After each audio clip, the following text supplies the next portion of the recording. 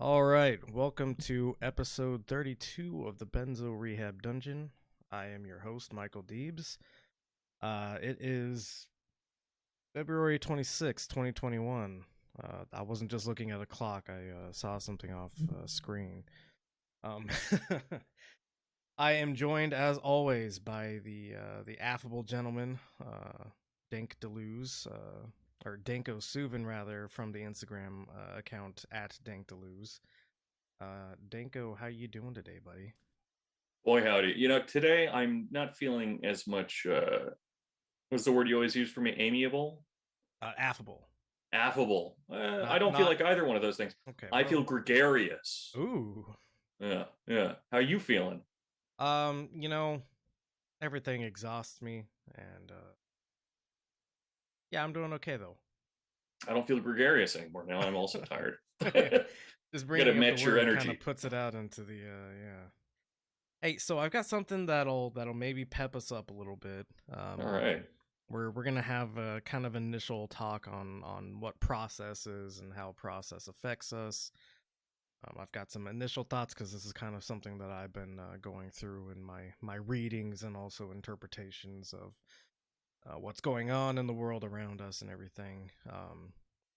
And then you, of course, specialize in this kind of thing because I think we made a meme pretty early on that was the three Chad heads and yep. Yeah.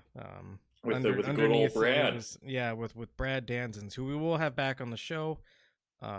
Maybe even next week sometime. I'll have to talk to him about that.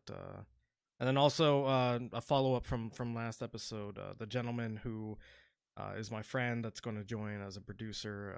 I checked in with him and he didn't get back to me for like a week. And I was starting to become kind of concerned for him. And then because he's a Texan. Yeah, because he is in Texas and was affected by the blackouts and also a pipe burst in his apartment. So he's dead now. He's able to live in his apartment again, and he's kind of just cleaning things up. And tomorrow or Sunday or something like that, we'll be working through how to run everything remotely for this production. So I'm pretty excited about that. Hell yeah. We're big boys when we get a producer. The meme with Brad Danzens was the three Chad heads, and then I think mine said nothing exists underneath it. Brad said what only monkeys exist or something like that. Something stupid, yeah. And then yours was only processes exist, which is probably the more realistic statement out of the three. I am kind of a nihilist in some ways, so my statement wasn't unfair. I think you actually made the meme and I posted it. I did. Yeah. I made the meme and I had to make you out to be a nihilist. Yeah, well, that's fair. Because it's fair. A good friend. Sometimes, That's fair. I've actually been thinking about revisiting Derrida because he's one of the few I've actually read quite a lot of. To see how I still feel about that. That's interesting because he's like, I mean, he's a deconstructivist, which I could totally see you being. Yeah, he's not quite a nihilist, and technically I'm not really a nihilist either, even though I do have that tendency to like eventually kind of just like none of this shit matters, bro. Right. But that's like a coping mechanism, not my actual belief set, Yeah, well, that's a meme that I made a while ago that got very, very little love because people have terrible taste. But it was just like a black pill floating in hell, and it just said cope on it. Because there's nihilism, pessimism, eco-pessimism stuff, and everything is a big bundle of cope, friends. Fair enough. So anyways, I got something that might pep us up a little bit. CPAC is going on. I think maybe yesterday was the first day of CPAC. but already it's Love it. producing, you know, this wonderful just like gold content because Republicans, you'll remember when they had their last when they had the Republican National Convention.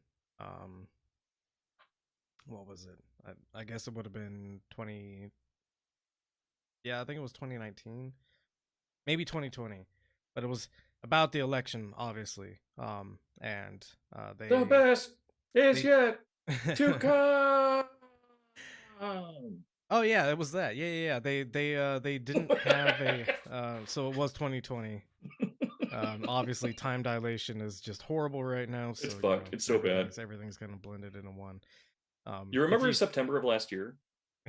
I do actually. And the I reason don't know if I do anymore. the reason I remember it is because in the September timeframe I was making arguments about how Biden wasn't a harm reduction candidate. And I just revisited those text messages now because of things we'll talk about later. Right.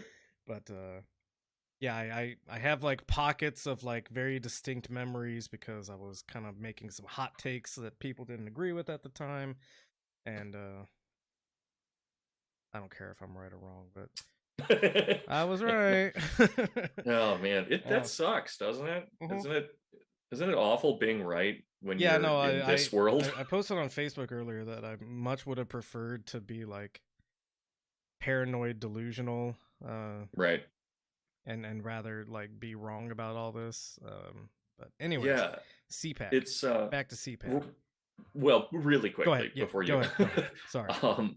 No, just one of the things that I run into a lot is talking to people that do have real conspiratorial kind of like Q thinking and stuff, and always just wanting to shake them and say, no, no, no, no, no.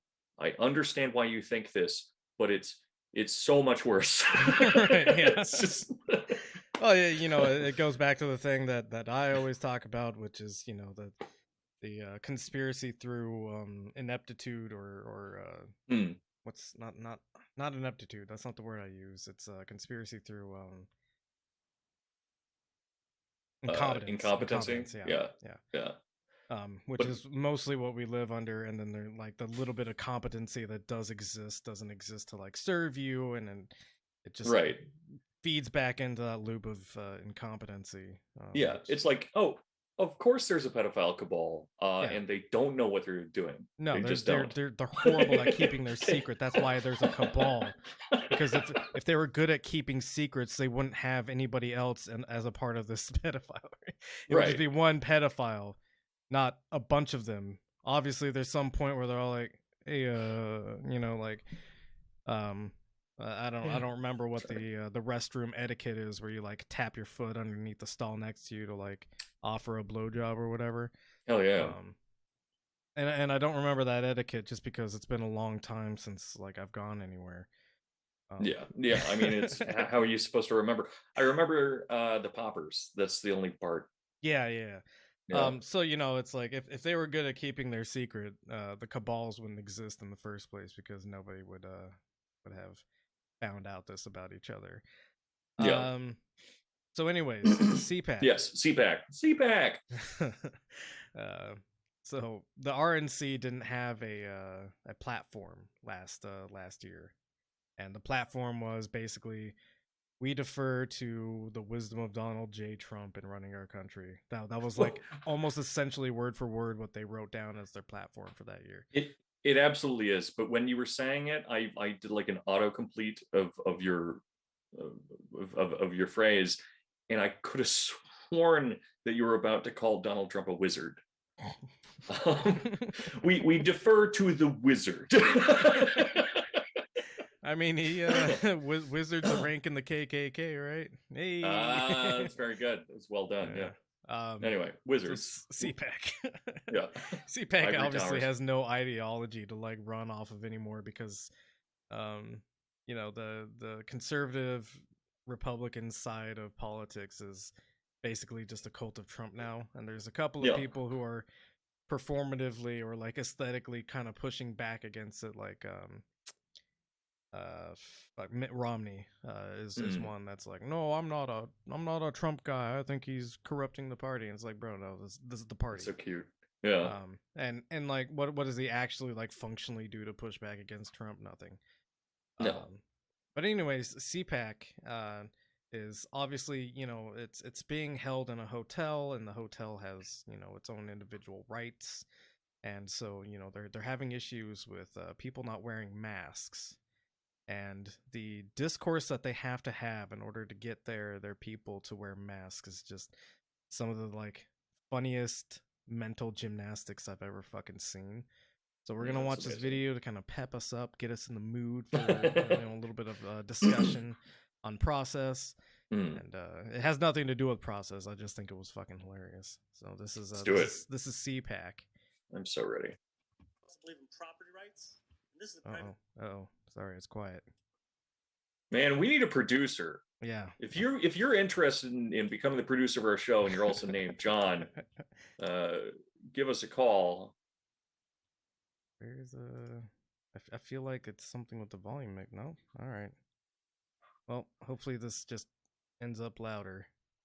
Hotel. And we believe in the rule of law, so we need to comply with the laws of this county that we're in. But a private hotel, just like your house, gets to set its own rules. Carly? I can't hear shit. You can't hear it? Okay.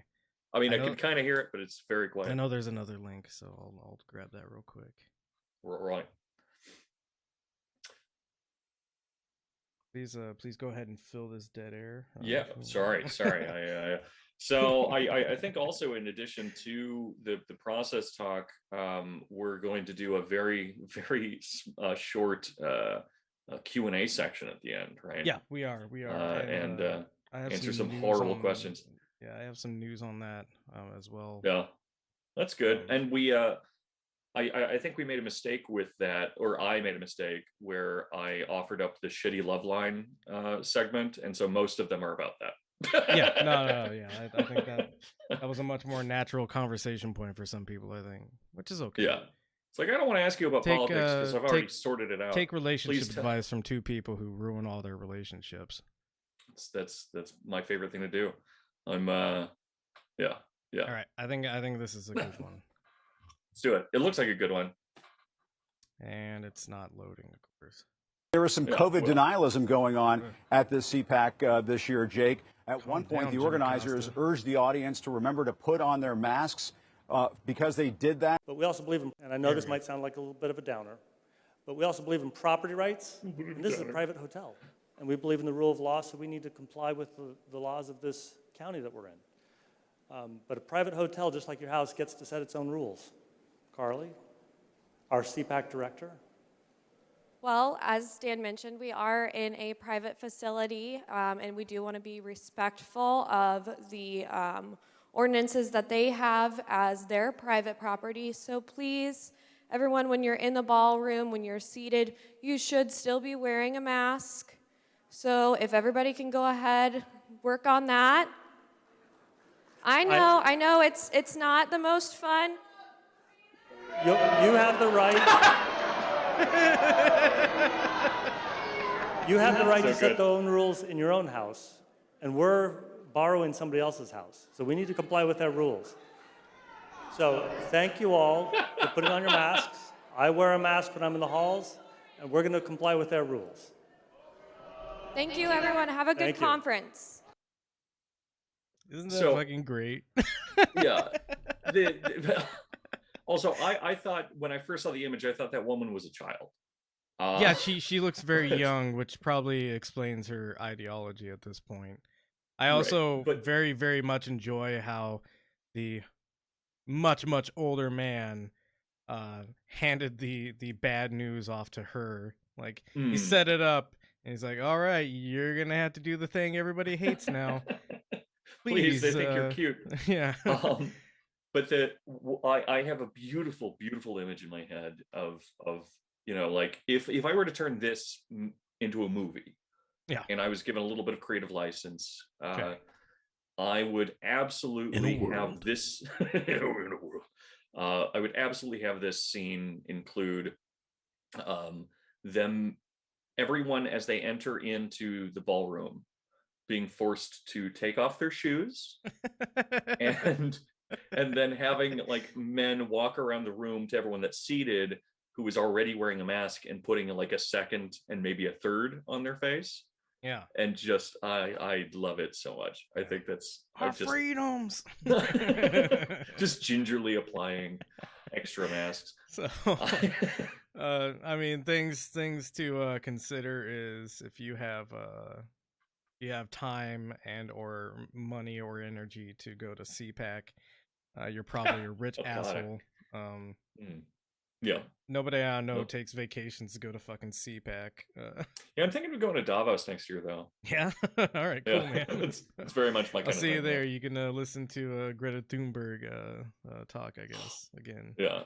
Oh, that'll have be good. Everybody just kind of lower their heads while they continue to ignore anything she says, which I'm not saying like Greta Thunberg is a, perfect speaker on the subject or anything, but it's funny to me. It's funny to me.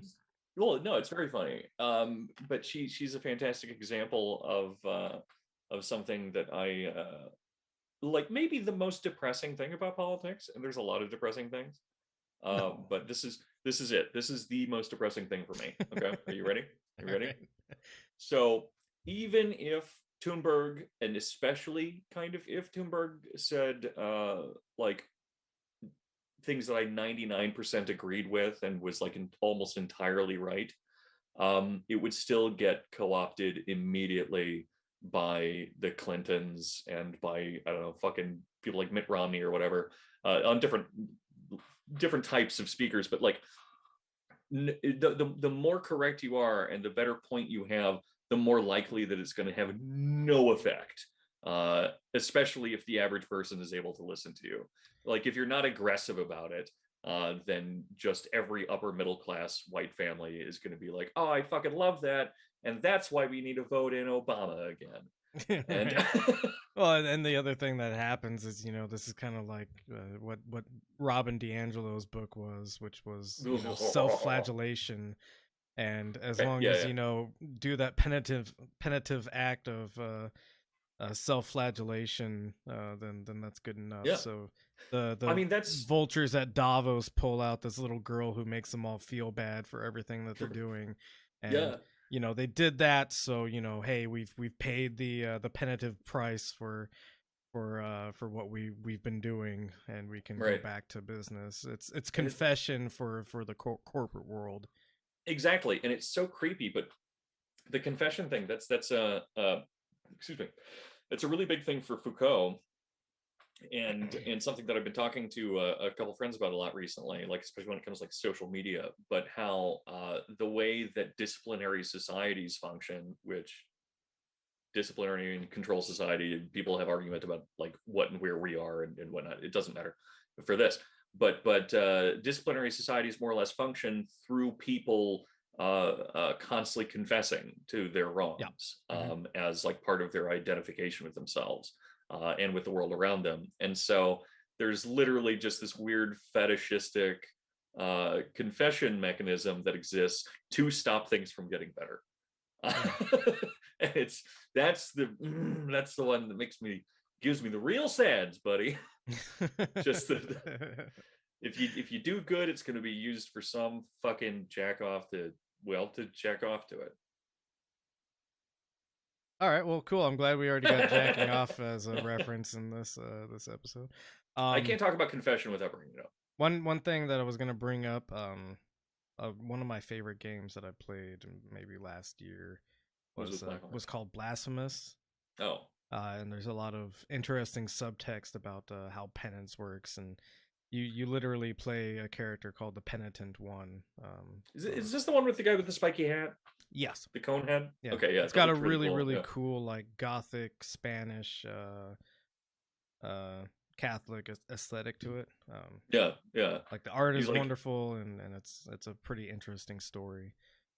And for those of you that don't care about things and their aesthetics and the intellectual stuff behind it, it's a cool game because the man fills a big spiky hat full of blood and pours it on his head.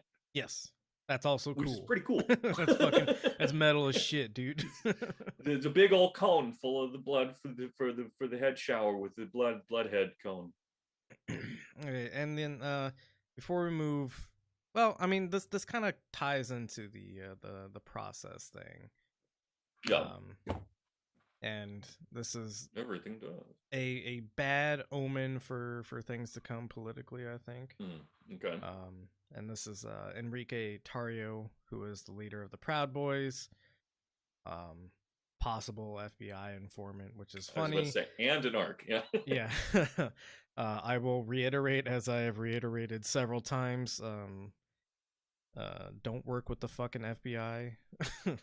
That's a good rule of thumb. Don't believe what the FBI tells you, because the FBI will gladly work with someone like Enrique Tarrio, and then just let him go. They haven't done anything to stop him, but they'll also gladly kill Fred Hampton and possibly have a conspiracy to kill Malcolm X. That's something that's come out recently. Is which surprised everyone. Yeah, when that came out, I was like, I thought we all just kind of fucking knew that, like him and MLK, like they were all killed basically because the FBI wanted it to happen.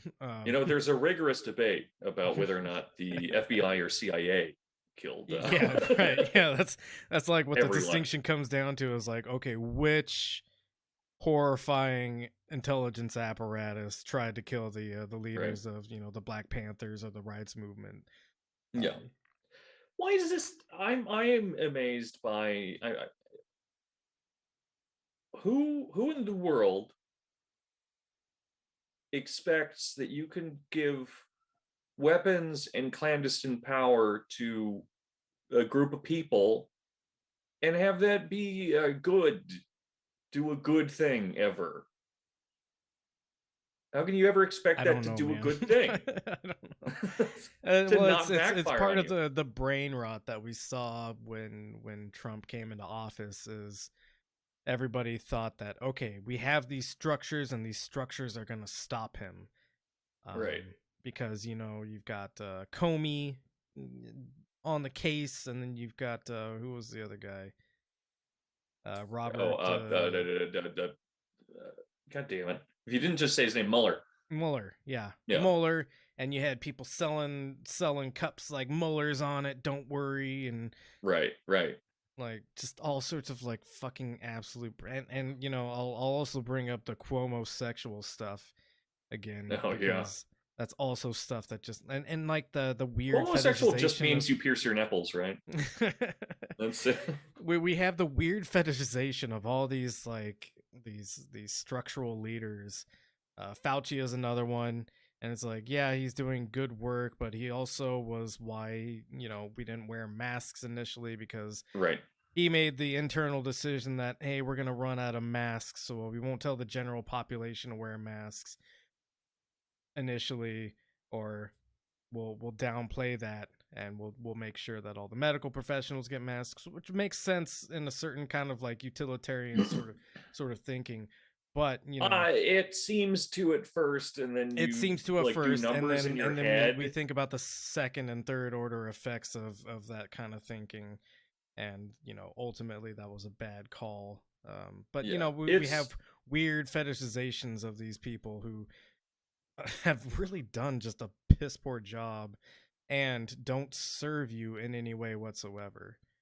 Yeah, it's friendly reminder to everyone that everyone you have ever met, everyone that you will ever meet, and everyone that has ever existed is, and I mean this, dumb. They're dumb. Yeah, we're dumb. People are dumb. I'm not even just People dumb. People are stupid. What? Are you gonna say it? No, I was gonna say I'm dumb and stupid. I'm trying really hard to remove the R word from my lexicon. I misheard you again because my brain is full of wizards and stuff now. Okay.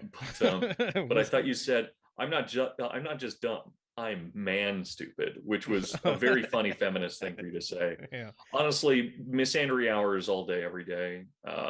Not even for feminism, just because I hate men. Yeah. Wow, that's very woke of you, Dorian. Yeah, it's woke of me to want to genocide myself and everyone like me because I know what this is we think. The penitive act that you're committing in order to keep on being a man. Yeah, you're flogging yourself, and now you'll just continue being a man. If you really, really wanted to, adhere to this ideology of yours, you would. I mean, no, that's this is genuinely a part of let me psychoanalyze myself in an uncomfortable way really quickly. Go ahead. My loathing towards men and Italians, both of these arise through the fact that so long as I perform those acts of loathing, I will be allowed to perform all of the weird sex stuff that I like. Yeah. Towards Italians, and which focuses heavily on feet, I will mention. Yeah, I mean, I would never be friends with a foot person. Almost made a worse joke, but yeah. But yeah, no, I wouldn't either. You can't trust those people. No, they got something wrong. Something definitely wrong with them. All right, I'm gonna finish pouring this drink real quick. This is why somebody else needs to have the controls. As he's finishing pouring that drink, I will remind everyone though about the fun thing that's been on my mind a lot, because in the workshop, which I promise it's not a pitch, but this is why it's on my mind. We're talking about Bataille a lot. Some good. But and just the notion that any sufficiently intimate act would be repulsive in the wrong context. Yeah. Which is why I have my furry inflation suit, and why it's ultimately okay if you like feet. I'm not into feet. It's just in order to be aroused, there has to be some kind of repulsion, and so that's why I require feet as a part of the sexual act. Spit in my mouth. I am a doggy man. Yeah, cool. All right. Speaking of whatever that was, I should put out job applications now. Okay. Yeah, this is Enrique Tarrio talking about his. He looks very feminine. Sorry, he's looking good. He's more in the foreground as a blur in this still, but we'll watch. Condemn those people. Can you say that right now? Okay, I can't say that because I think condemn is a very strong word, and I think it's a little bit too strong. He thinks the FBI is trying to make an example of the Proud Boys. But Tarrio also has a history with the FBI after being sentenced to federal prison for fraud in 2012. Were you ever an informant for the FBI? I was. To put it simply, I was put in a very tough situation where the federal government had wanted me to testify against my brothers. He said he refused, and instead, his defense attorney said Tarrio cooperated with the FBI and other law enforcement on many cases, one involving prescription drugs, another a marijuana raid, an illegal gambling bust, and more. But Tarrio would only admit to cooperating on one case. The only thing that I actually gave them was the human trafficking ring. And again, I'm not going to apologize for it. What is next for the Proud Boys and the country? Tarrio has already made a plan. I think right now is the time to go ahead and overthrow the government by becoming the new government and running for office.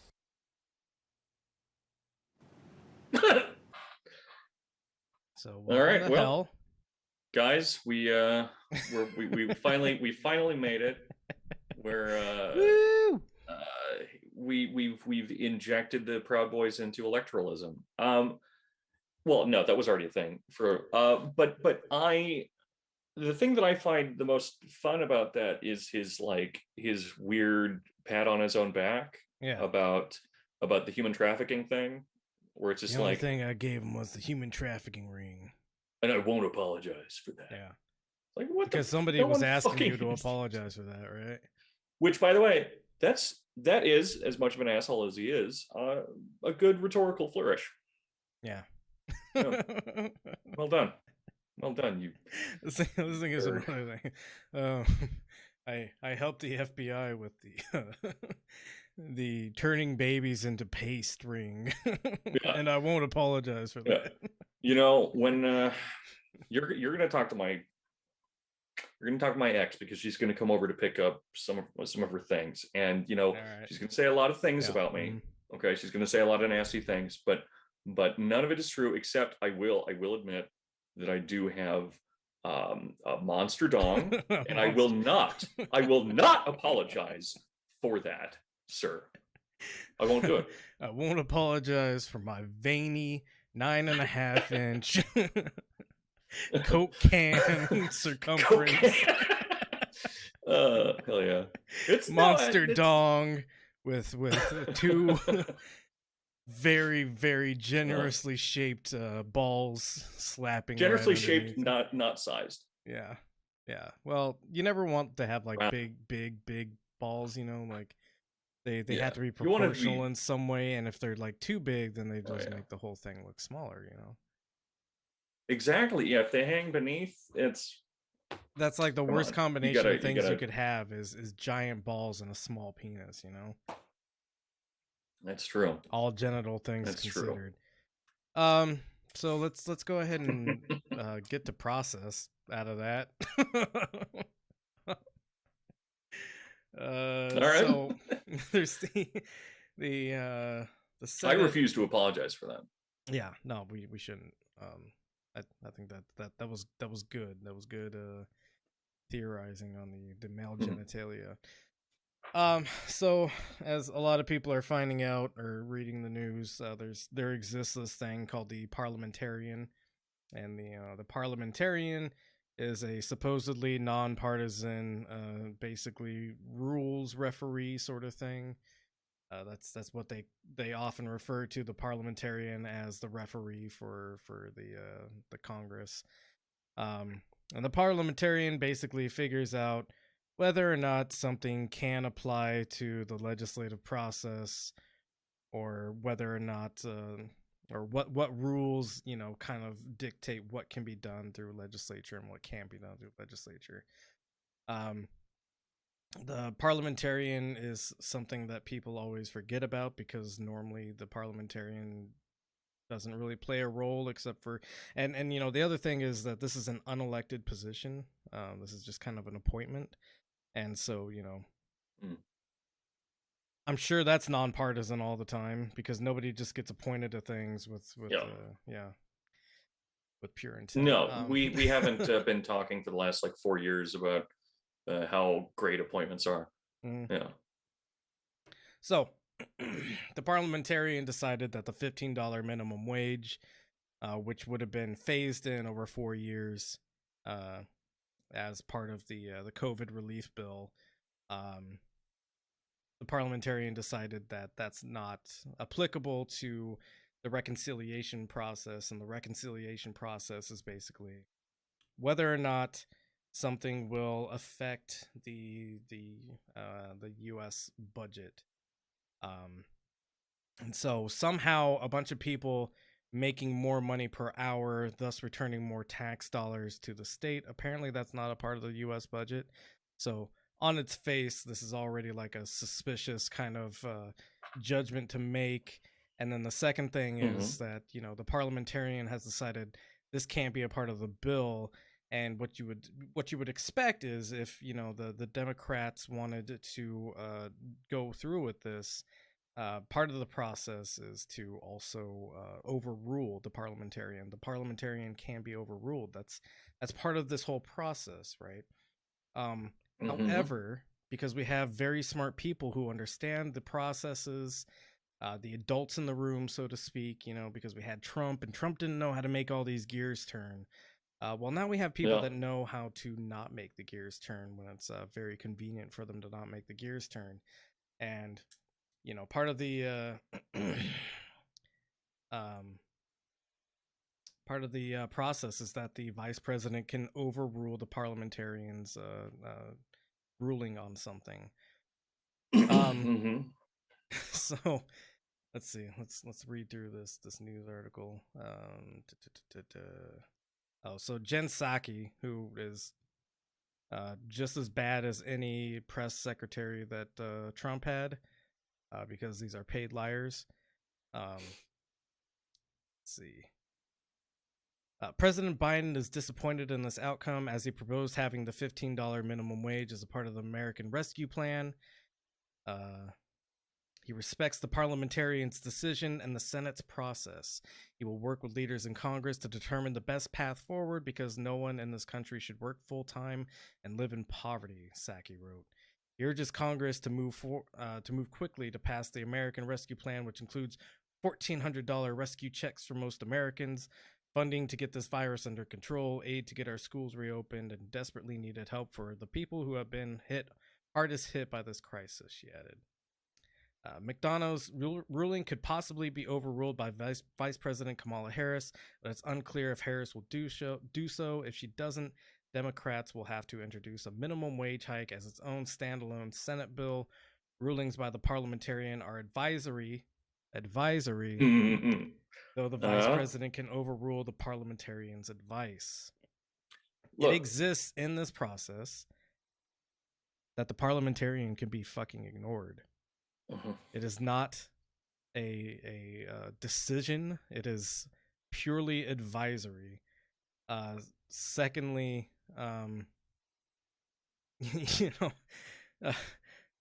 he respects the parliamentarian's decision and the Senate's process.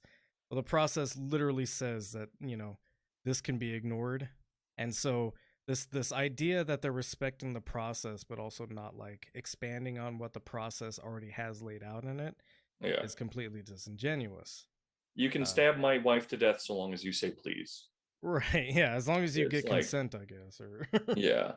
I know that technically that's not part of the bigger rules say that you can't do it, or that I can technically, make you not kill my wife. But my general understanding of process is that if you do ask and you say please, we can make some exceptions, and so good.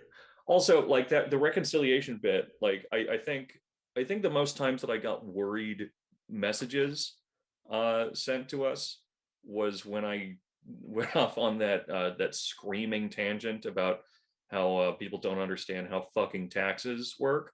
Oh, yeah, right. And this is making me have a flashback, and it drives me up the wall. Yeah, because I didn't study math, guys. It's how when you have bigger numbers, and the bigger numbers have to do something, they have to move. If you have a big bucket, and then the bucket it leaks because there's more stuff in it than it's able to hold. It's actually a small bucket with a lot of water in it. If you pour more water into the tiny bucket, it pours into the other spaces. If you didn't know, is this trickle down economics? Well, it's trickle down economics, but it works. See, here's the difference. Here's the key difference. No, I know, but the key difference between things that make sense and things that don't, in this instance, is that trickle down economics says if you take a fucking swimming pool and you put it on top of your house and you keep pouring bottles of wine into it, that eventually it'll get so full that it will pour out onto the street. But for obvious reasons, that doesn't happen because it's a fucking swimming pool.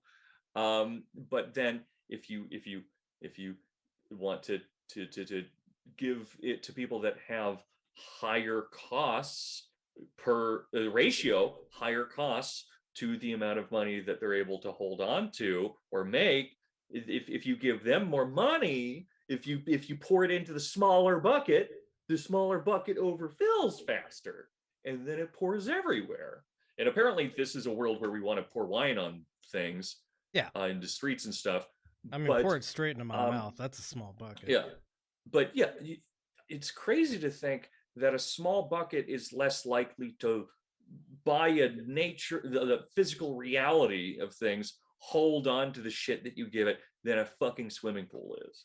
Yeah, no, bad metaphor, but I'm losing my mind about this and how obvious it is.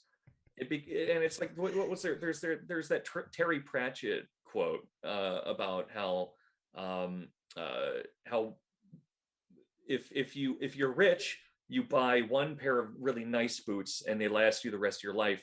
And if you're poor, you have to buy shit boots. And so you end up spending more money on boots because you buy them every 6 months, right?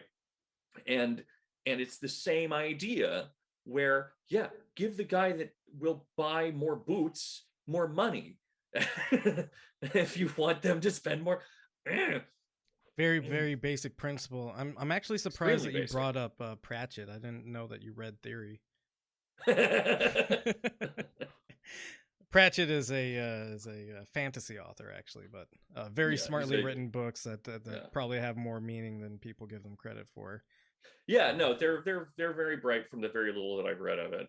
But generally, Yeah, no, not my I've type only of read thing. a couple of them as like a teenager, but they were Yeah, I read like Good Omens, but I also don't like Yeah. Neil Gaiman very much. Sorry, guys, I don't like Neil Gaiman. I don't fair like him. enough. I don't like him. So this article continues. It is rare for a vice president to use this authority. However, the most recent incident of a vice president, so this sets up a precedent that this has happened before, essentially. The most recent incident of a vice president overruling the Senate Parliamentarian was in 1975. This is Newsweek. Mhm. Is was Newsweek. Come on. 1975. Is was Newsweek or is? No. I'm reading this. No, I know. I'm just being an idiot.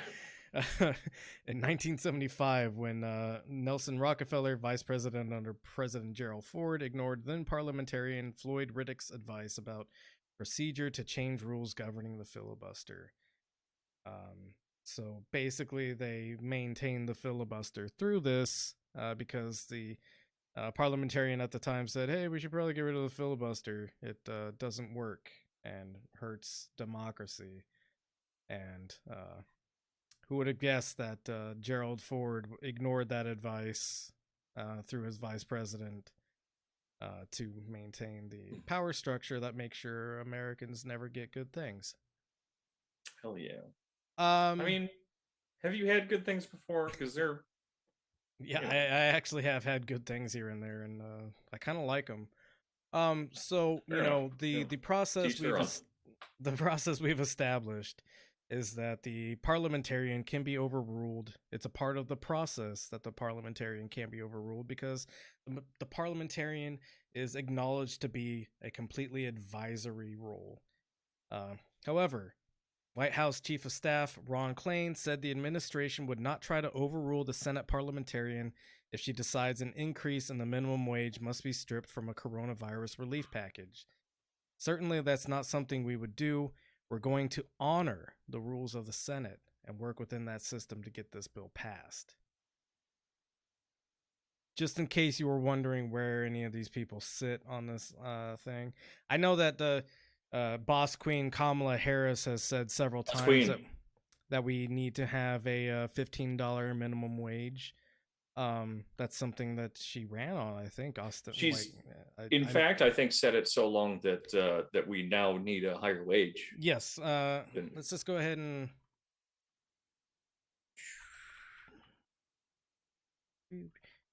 My fingers are working today. Well done. You know, we need $15. Kamala Harris herself says, or maybe not. I don't know. I know she ran on it. Yeah. It was part of her platform. Whatever. Yeah, I remember. I'm not gonna try to dig this up. Right. I lived out in the Bay when she was politicianing over there. And I remember that she was like politicking. Yeah, politicking. Sorry.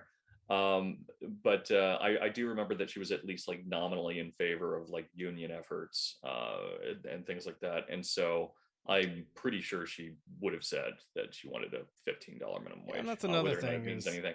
You know, she was in favor of unions until her what is it, brother-in-law that runs the Uber. I thought it was her husband or something. But no, yeah, right. It's her brother-in-law that runs like the Uber Eats like corporate law wing or whatever. Yeah, he's one of their lawyers. Obviously, so you know, something that we could get into one of the next couple of episodes is Prop 22 is already devastating the worker economy here. Mike, though, you have to understand that's not anti-union because contractors generally don't unionize. Mike. If they were employees, it would be anti-union. But I've got this pen in my hand, and I've been like nervously Into your fidgeting eye. with it because all this stuff like makes me fucking angry. Mm-hmm. And that disingenuous line of reasoning you just gave me is actually like something I've seen, and it just Is it really? yeah, dude, That's amazing. We're living in Life is a a parody. time period where yes, anything that we could and I feel bad for anybody who got into satire, you know, like writing a couple of years ago, because we've reached a Right. point where anything that could be considered satire is just the earnest opinion of somebody else. Right. And you know, this was recognized early on with you know, things like Poe's Law. Without the use of like specific emojis, nobody can know whether or not your opinion on the internet is like your real earnest opinion. Or right. The I think the precise description of Poe's Law is that as points of view extremize, they become more difficult to tell from parody. To discern from parody, right? Yeah. But I think somewhere in there was the argument that like you have to use certain emojis in order to like when I right. I mean, that's the logic in the end is that as a point of view extremizes, which happens on the internet because it's you know the internet. Eventually your language will no longer be able to like make these clarifications about whether or not you are the parody that's being made of you, whether or not you're a straw man. And so yeah, you got to do like tongue face. Yeah, tongue face, or like /s for sarcasm. I've seen that in the wild and I'm baffled by it. It's a holdover from the forum days, right? Back when forums were really big. Which, you know, maybe just as a casual aside, is there any forum related news in the Benzo Rehab dungeon sphere?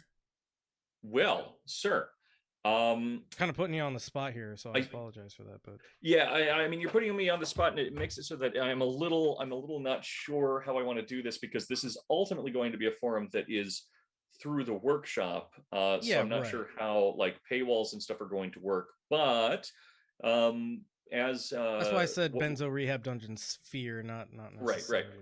But what I'm doing right now through the workshop is I am building up a forum so that I'm able to host asynchronous courses, and one of these courses or kind of general spheres of stuff that we're going to be talking about will be, of course, politics, which I do believe a friend of mine, Michael Deebs, I think is his name, has volunteered to essentially admin and control that sector, or at least make it a nightmare for people, which I think is what admins do. Yeah, I was gonna say I'm not a good leader. I have admin groups with you before, and it is neither of us are good at it because we both like fucking with people so much. But no matter what I just said, that's all lies, because this forum is going to be fantastic and it's going to be very well run. Yeah, we sold it really good there. It's going to be run by two narcissistic goblins, assholes who who don't have any respect for other people. But I would like to. So there's also going to be a Discord, and I may try to make it so that there's like essentially like a free space for like, you know, people in general to kind of hang out and stuff. I think that would take the courses elsewhere. But yeah, more information as that develops. Cool. So just so you guys you know, are aware, the listener, I don't know why I said you guys. We only have one listener. So yeah, you know, if you had any hope that the process of the, you know, what the Parliamentarian does would eventuate in the overruling of the Parliamentarian, which can happen. You know, and I've seen some pretty sad things about this. You know, I watched the Majority Report, and it was like just yesterday or maybe the day before. You know, Sam Cedar, bless his heart, love the guy, think he does great work, but you know, he was talking about how, you know, because there were rumors about like whether or not the Parliamentarian would allow this to be part of the bill. And Sam Cedar's point was like, okay, there's no way the Democratic Party is going to be like, oh, well, the Parliamentarian said and now we're just gonna Sorry. give up on it. And Yep. he was like, that would be such a political mistake. And then like Of course. today Which means he they're has going to to be do it. like, oh fuck, they did the thing that I thought would be boneheaded. And you know, a point that I've wanted to make for a while, and I didn't quite have the, I guess, you know, when you make points like this, you need to have something to point to exactly, not just like a feeling that you have inside of you. You know, Democrats haven't had full control of the legislative you know, pipeline, you know, from like making a bill to passing a bill to getting it signed off by a Democratic president. They haven't had that pipeline for, you know, a hot minute. And now they have that pipeline. And the point that I wanted to make is that anybody who believes the Democratic Party, you know, like I see it all the time where people say like, ugh, why isn't the Democratic Party doing X? This would be like a huge win for them, blah, blah, blah. Anything you believe in that respect is a projection that you've made on the Democratic Party as an institution that wants to help you, and not the Democratic Party's actual goal, which is to thread the needle between their donor class and then their elective capability, which is, you know, to say that they've got a bunch of very moneyed interests that they need to satisfy, and they had to make negotiations with these moneyed interests like, okay, if you want us to get elected, we have to make everybody believe that we're going to do, you know, a $15 minimum wage. Right. And what ends up happening is they always have to thread this needle where they're like, only a certain amount of them, you know, and you know, we not to say that they're like masterminds at doing this, because it's very obvious if you like take any kind of cursory glance at how this kind of stuff works. They do these things like $15 minimum wage, we're going to do it, we're going to pass it, and then they always rely on a process to not fail, to work in the way that they want the process to work. And so what's happened here is we've had this $15 minimum wage that everybody's all pumped up on, and you know, let's not fool ourselves in what this was. You know, a $15 minimum wage was necessary 10-20 years ago. This was still going to be a phased in increase to $15 over 4 years. So it's not like tomorrow you're working at whatever company and now their minimum wage is $15. It was going to be like maybe $11 and then like $11.75 and working its way up to $15. So this was like a complete, you know, the $15 minimum wage isn't enough to begin with, and it should be, as I've said before, around $24-25 $24-25 to based on to the keep productivity. it stable. Yes, based on the productivity and the inflation that the U.S. has gone through over the last, I don't know what, that started in like the 60 50s. years. Yeah, the last 60-70 years. So what the Democratic Party always does is they rely on some sort of process to, in the public eye, fail, but really what it is it's working for them. And so you have the Parliamentarian failing, and I think that this was, you know, kind of the plan from the beginning. And again, not to make these out to be masterminds or anything like that, but it's just when you put some, and this is the argument that I made about Joe Biden, was that Trump didn't know how to operate the machine. Biden does know how to operate the machine. Yeah. And he's been involved with the machine for like 40 fucking years. So he's not a fucking genius for knowing how the machine works. He's had 4 decades to figure out how the machine works. Yeah, and you know, to rewind a little bit, because I feel like this is maybe important, but people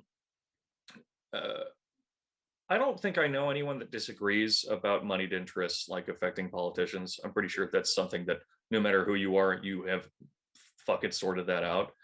But I think it's useful to consider the fact that it's not even just like PAC money or kind of direct pressures or anything like that, but that the majority of these politicians are, you know, because they're focusing on being reelected, and like I said, beyond reelection campaigns or anything, what their primary focus is, I would say maybe 7 out of 10 times, is how they can assist money and commerce in the cities or states or counties or whatever that they control. And so their decisions are always ultimately going to be, and this is true of, fucking Bernie Sanders too, this is true of everyone in different ways and to varying degrees, but still, no matter what, to a pretty severe degree, no matter who you are, in making sure that companies are still draining people to death in your city, because people need to have jobs, and jobs innately do that, right? And so it's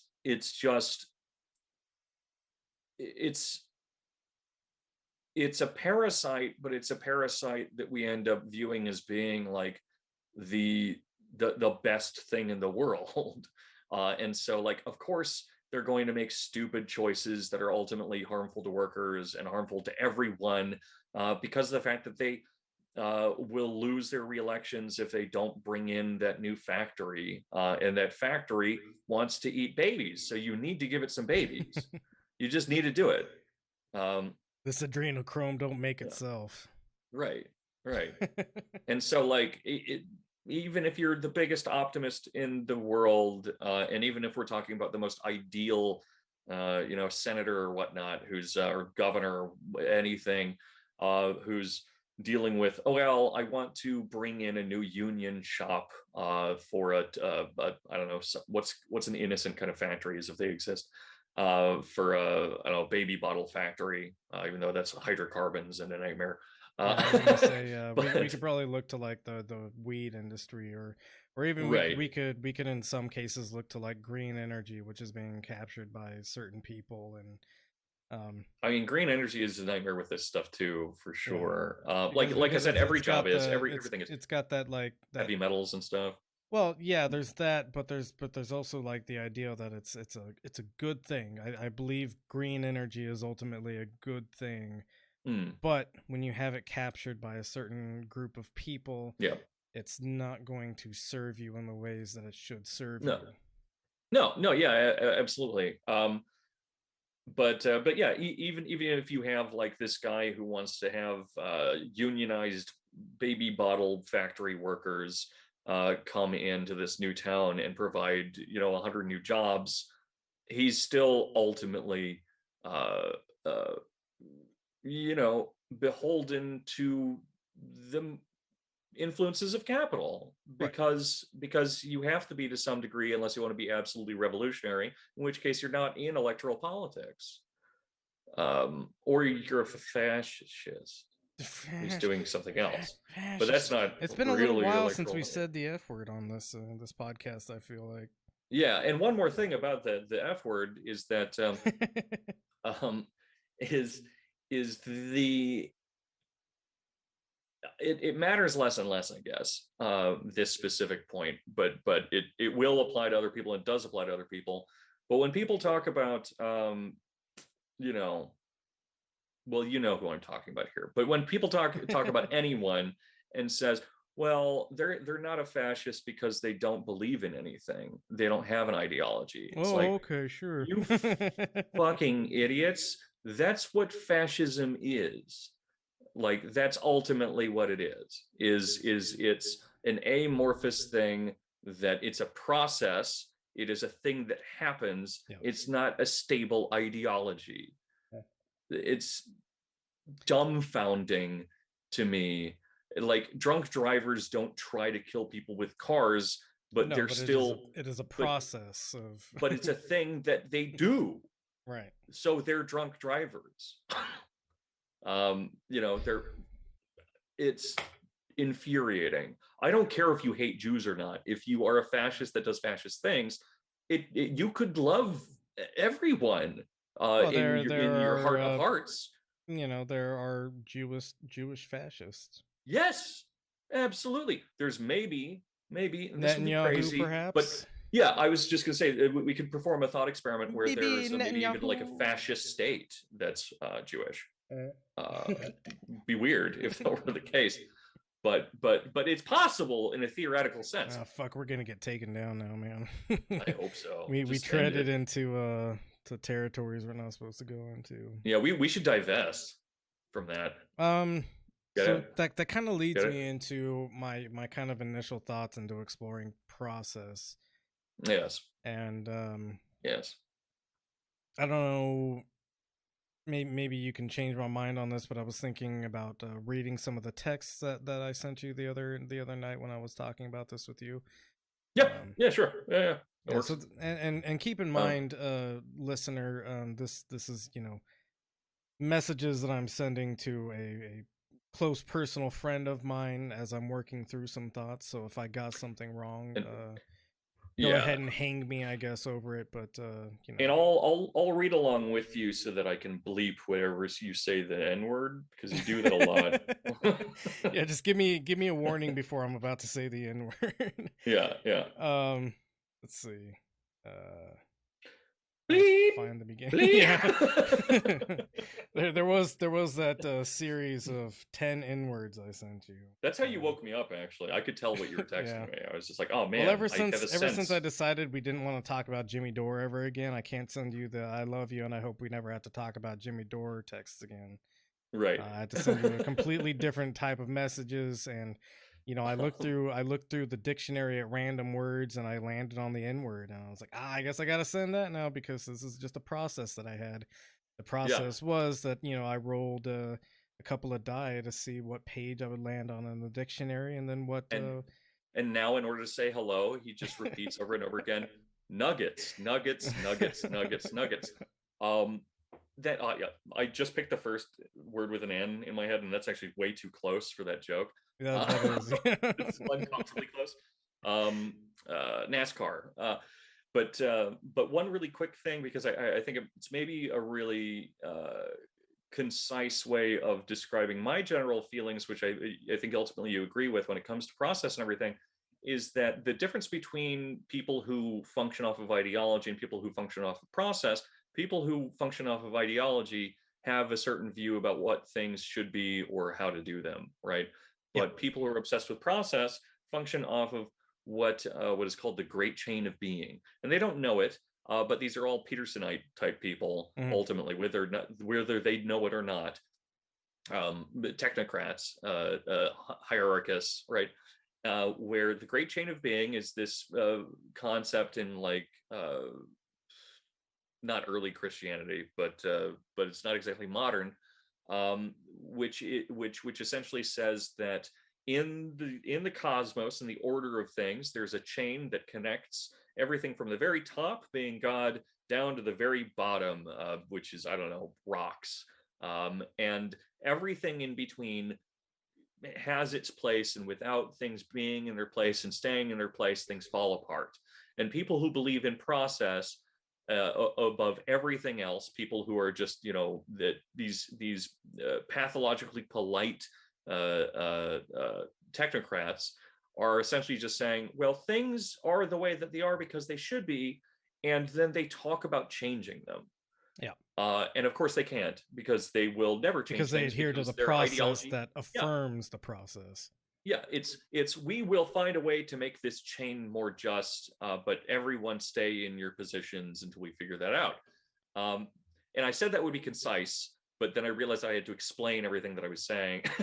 But it's a great chain of being versus thinking that things can be either horizontalized or changed in some way. That's it. I agree. That's it. Okay. All right. So, again, these are text messages that I sent while kind of figuring this out in my head. But this is the first one. Is pretty sure this is Deleuze. I'm sorry, I won't do that again. I really don't say the N-word as much as people might think I do, based off of conversations we just had 4 minutes ago. Pretty sure this is Deleuze adjacent thinking. I haven't gotten too far into anti-Oedipus, but I think there's a certain ethics into slowing processes, especially in cases like the process of a takeover of private corporations over public infrastructure, or just the basic concept of capital capture. Or like I brought up how being incompetent at running the U.S. death machine has a net benefit. And then I said, well, maybe a bit Zizekian. And now I'm kind of seeing it everywhere that I've had that thought. I watched a video of a guy being interrogated by police for theft, and he threw them a total curveball by refusing to affirm that he understood his rights. They couldn't proceed with the process, and it literally became just a stalemate of asking him over and over whether or not he understood. And eventually he looked at one of them and said the cop looked like a prick, which made me lol. It still makes me lol. And then we talked about interrogation stuff for a couple of moments, and then I continued. Which is funny because apparently Mike and I both independently of one another started just watching a shit ton of police interrogations. That's what we're like now. We just watch this on our time off. Yeah, we're on weird parallel trajectories of thoughts that are making us go insane. There are periods lined up and everything. We're ovulating at the same times. I'm so horny. Oh man. So I continued. I think most process is an adversarial force. I mean, certainly in the case of Democrats, which I've long been critical of for their adherence to process, any moderately beneficial thing they can do is stunted by procedural trappings. You said a bunch of stuff. I'm not going to read your stupid words. Shit. Yeah. You agreed with me as far as I could tell. Yeah, I more or less agreed with you, and I told you to read Benito Sereno by Melville, which everyone should do. Yes, that was the thing that I was going to bring up. Yeah. Oh, cool. Sorry. I'll shut up. No, that's cool. Beep, beep, beep. Let's see, and then I continued based off of what you were talking about. Yeah, I don't think there's a lot of worth in trying to dig into the minutia of the Trump versus Biden thing. I've also noted that part of the optimization of processes led to very lateral systems of accountability versus vertical ones. Like, nobody is distinctly in charge of specific things anymore. There's always a secondary agency that can point to their own secondary vendor, who can point to their own secondary consultant until you get put back at square one. And we both agree that that's got some good elements and bad elements to it. That it's interesting that's it's like a bizarro form of bureaucratized anarchism. Yeah, that's actually exactly what you said. Right. It's like horizontalized, but it's also innately not anarchic because it's a horizontalized hierarchy that sits above something to make nothing else ever work again. Yeah, it's if it was equal to the person engaging with it, it would be fine. But since it hovers above the person engaging with it, it's not fine. Right. And then I kind of my final thoughts were, I mean, I think the conclusions I'm reaching in this is the need for better doctrine of how processes should work. The motive of efficiency isn't human or planet friendly. And obviously all efficiencies return more capital, so the essential struggle comes down to not letting everything be melted into capital. The process, to tie this into the things that we've talked about, we made jokes about, the baby processing plant, the machine that, is meant to turn babies into paste that can be consumed or whatever. And if that's potentially into more babies, it's this potentially is all, if you recombine enough reuse, elements recycle. of baby, maybe you can accidentally produce a baby. I don't know. I haven't ground up enough babies to figure that out yet. You got to grind up more. You got to figure it out. But when the process is to turn babies into paste, it which doesn't we help refer to be as basting. Sorry, I don't like that. I don't like that image at all. Baby basting. Sorry, go on. when the process that you're overseeing is to turn babies into paste, it's not an ethical thing to make that process more efficient. It's not an ethical thing to engage with that process in a way that it reaches the outcome that it wants to reach. And so, what we're dealing with is processes that are necessarily meant to hold people down or outright harm them. And the Democratic Party refuses to break from these processes. And in fact, one of their major criticisms of Trump is that he didn't understand the process or he broke process.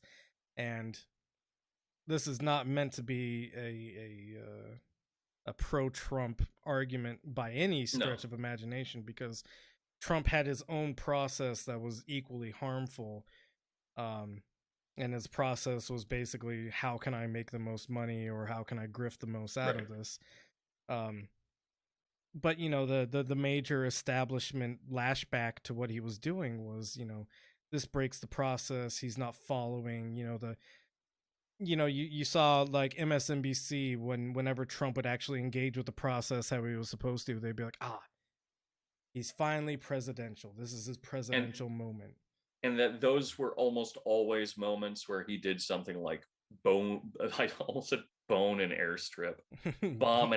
My brain is ruined. No, and that's part of the point I'm going to make.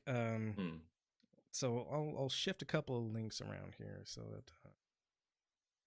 that Biden bombed a bunch of Iran-backed Syrian militia folks. It's retaliation for something, I guess.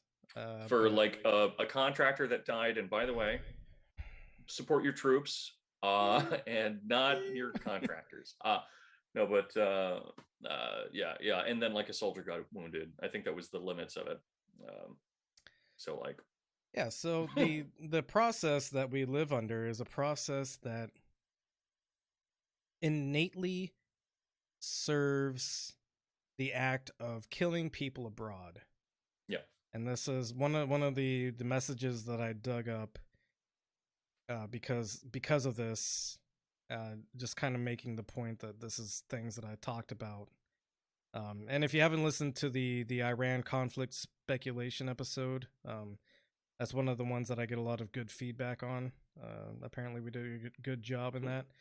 And we laid out in that episode how the propaganda would work, the history of aggressions between the U.S. and Iran, and then also what the propagandic method would be for making public consent for a hot war with Iran. Right. Which a really quick thing. Yeah. Just in addition to that episode, because I don't think we covered it, but you know how Iran ended up first getting their nuclear capabilities, or the beginnings of them? I want to say it was our fault, right? Yep. It was there's a speech and then a program called Atoms for Peace, which is how we gave because Israel it was their nuclear energy, power right? plants and stuff. Yep. And then of course, a while later there was then there was the revolution with the Shah in 79. But that's something the U.S. Never seems to account for, is that things may change, or that what we're doing has the potential to slap us in the face. And I don't think it's a bad thing at all for Iran to have nuclear capabilities. I think as long as any one country has nuclear capabilities, every country needs to have them. Yeah, more or less the case, I think, but at least enough of them. Like it's funny how some things I don't believe in, like macrocosm, that I do believe in microcosm, and vice versa. But it's just like, if like Iraq had WMDs, we would not have invaded. Exactly. No, right? and that's the accidental like side effects of the mutually assured self-destruction doctrine, is that when other people, the MAD doctrine works as long as we're the only ones that have nukes, and then once everybody has nukes, it's like, oh fuck, maybe that's a bad doctrine. Yeah, it's as soon as you end up giving everyone nukes, it really complicates the whole mothers against drunk driving thing. different mad. We're back to drunk driving again. I don't know why I'm focused on this today. I'm talking about that a lot. Is there anything you want to? Never mind. Biden's going to bring back booze cruising. That's all I'm saying. So Biden, without any kind of parliamentarian discussion, without the parliamentary itself, which is Congress, was able to make these strikes in Syria happen. And what? Yeah, that seems constitutional. Yeah. So the argument that I'm making here is that we have somebody who understands how the processes work and how to manipulate the processes to achieve their goals, and the process innately does not favor helping you, making your life better, giving you the equitable treatment you deserve, but it really, really streamlines the process of being able to kill people, especially overseas. Sometimes, and one of the arguments I made in the text messages that I brought up was that there is no harm reduction sort of candidate in the general election. This was September, so Biden was already the nominee, and it was Biden versus Trump at this point. And the argument I was making was there's no harm reduction candidate. There's a candidate who has turned the system on its head, sort of, in that the harm being done is being done internally. You had the federal response to the Black Lives Matter protests in the wake of the George Floyd death, and these are things that were initially approved under the Obama era. Things like the ability for what was it? Was it ICE that was sending, like, wasn't ICE? Maybe it was ICE. That was what? In Portland, when you had ICE agents show up, right? That was what it was, right? Oh, well, there was it was another Oh, it was Border Patrol. branch entirely. Border Patrol. Was it Border Patrol? Yeah, Border Patrol was showing up in places like Portland, because Portland is within so many miles of the nearest border, which is the Pacific Ocean. And so these are things that were these were things that were initially approved under the Obama era, and what you had was this internalized sort of abuse where Trump was still obviously maintaining the overseas the export of violence is what I called it when I was talking to this person. So Trump still had the export of violence, of course, but he also had the domestication of violence. And so what we're getting with Biden now is not necessarily a domestic version of the violence that the state perpetuates, but this exported violence. And he's going to be much better at running this exported violence campaign. Right. And also considering the fact that, drone strikes did increase substantially under Trump. Also increased from the Bush era in the Obama era. Oh yeah. But something that needs to be noted. But with that increase being so substantial, it would only make sense that someone who is a bit more hawkish and maybe has more complicated views on geopolitics, or at least surround himself with people with more complicated views, that they're only going to increase more. And I don't mean increase more as in like the number will go up from what it was last year, but that the increase itself will increase. Right. No. And another thing we're talking about is, like and these are numbers I'm pulling out of my ass right now, so don't take them as the actual figures. But the Bush administration is when drone strikes really started happening. Yeah. And then the Obama administration increased those drone strikes by, I want to say, like 150% or something like that. So like 1.5 times. Are you looking it up right now? Yeah. Okay, cool. So we can get real numbers for this. And then I'm kidding. I'm sending dick pics. Oh, okay. Oh, okay. You got me again. That was your dick. No. Yeah. Boringly enough, I think you and I really only just talk about theory nowadays. Theory and how bad our lives are. We're boring guys.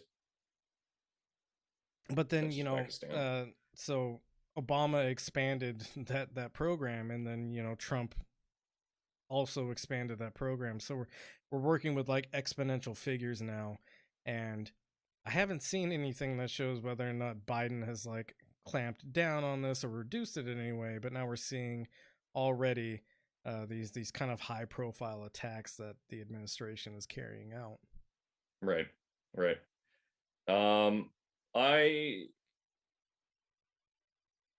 I can't find the numbers in such a way that my poor brain can put it all together, but I will tell you that it goes from very small bar with Bush to very big bar under Obama. The bar go very big, very high many people die from very big line go up under Obama man. Yeah, and which was the bar smaller under Bushy boy. Bushy boy. Bushy boy. So one thing I would bring up out of this is and this is from very reputable source, the Huffington Post. HuffPo, which I included in a meme I made recently. Oh hell yeah!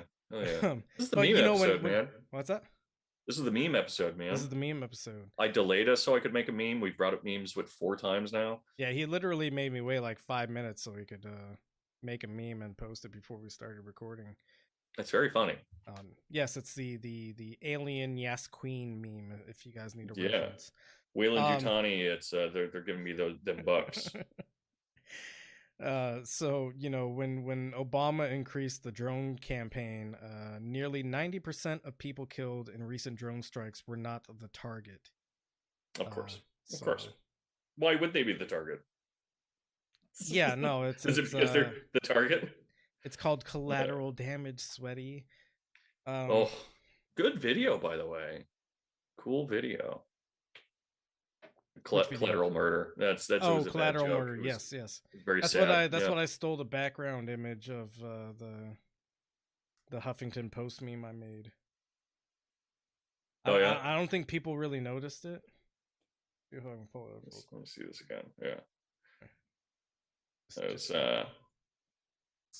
This is great radio right now. It is. I'll let you find it. But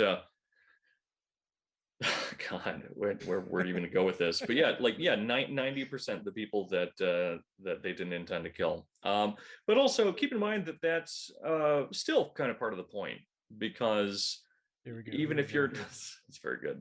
So yeah, if you're not looking at the background, you probably won't notice it. But that's footage from an AC-130 that was bombing people. Nice.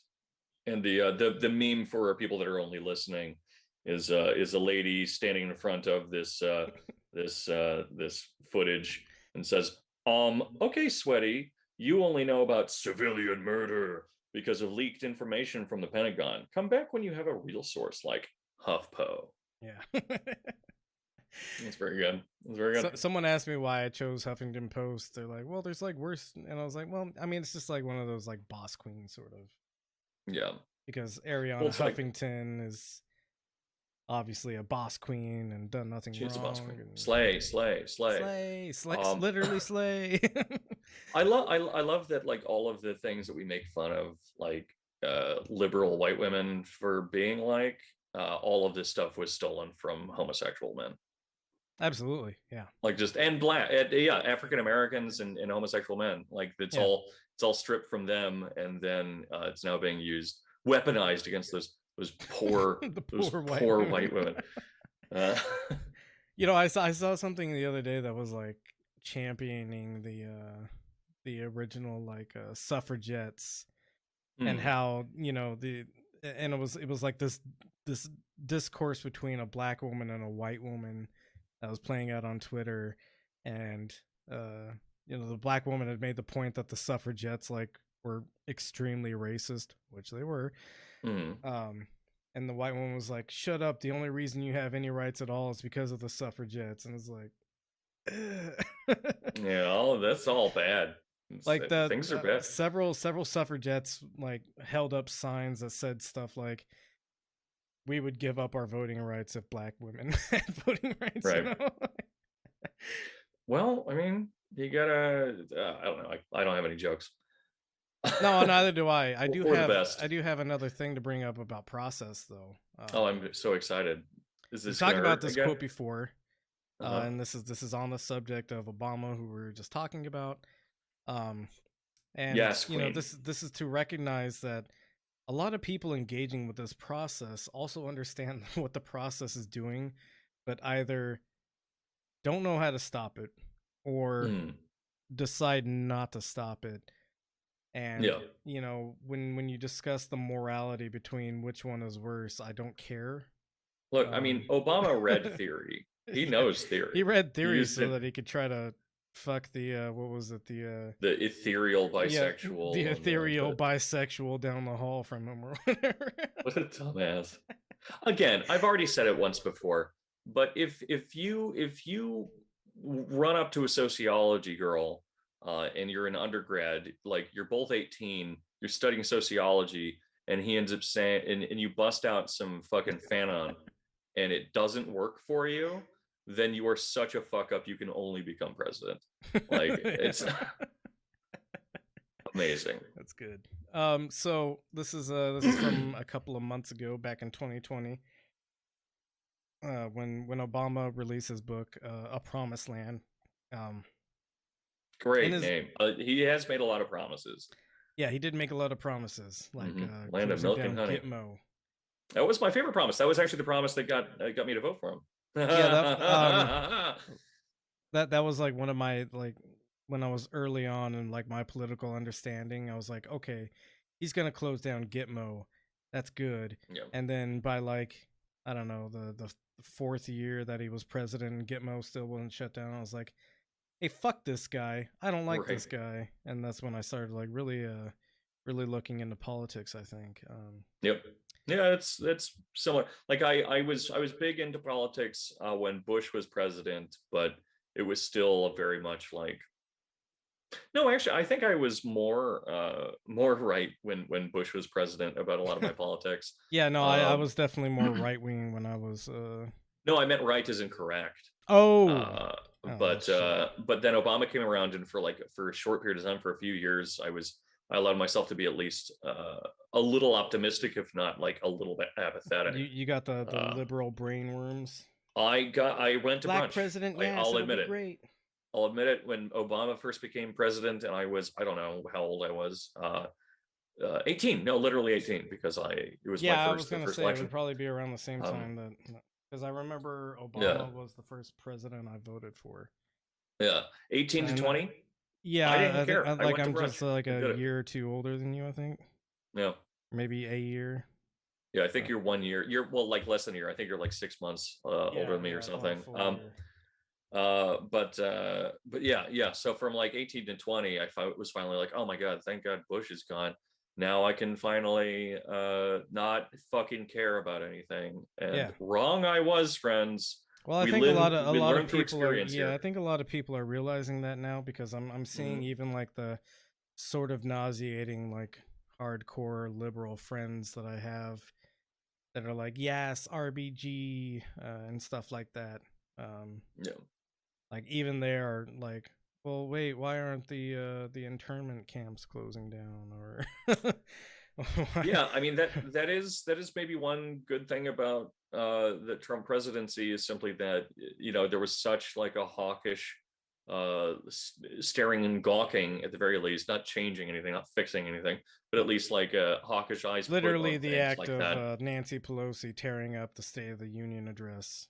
Right, sort of stuff. But there was so much attention to like, oh, there are kids in cages and stuff like that the fact that hasn't changed immediately. And we still are seeing some people like Jen Psaki, the comms director. Yeah, comms director. She's she's having to stand out in front of the reporters and be like, okay, well, the difference in these camps is that it's not kids in cages. They've got little bunk beds or whatever. Like, it's still kids in cages. If you're not aware why these camps are essentially no better than what Trump was running, even if they've made like moderate changes to the living conditions, many of these unaccompanied minors are coming across the border unaccompanied. One, because they've been separated from the parents, and two, because they have family that lives in this country and they were coming here to live with that family that lives in this country. So putting them in the camps is basically not allowing them to live with the families that love them and care about them that already live in this country, or they've been separated from the parents, and that's why they're unaccompanied at this point. And I'm sure in some rare instances, these kids are being jailed because they don't have families, which is pretty cool. Yeah, which I mean, there's no fuck possible orphans. way to like make a more equitable situation for them. No, not at all. We couldn't just set aside a couple of bucks to like put them up in a decent living situation, or like.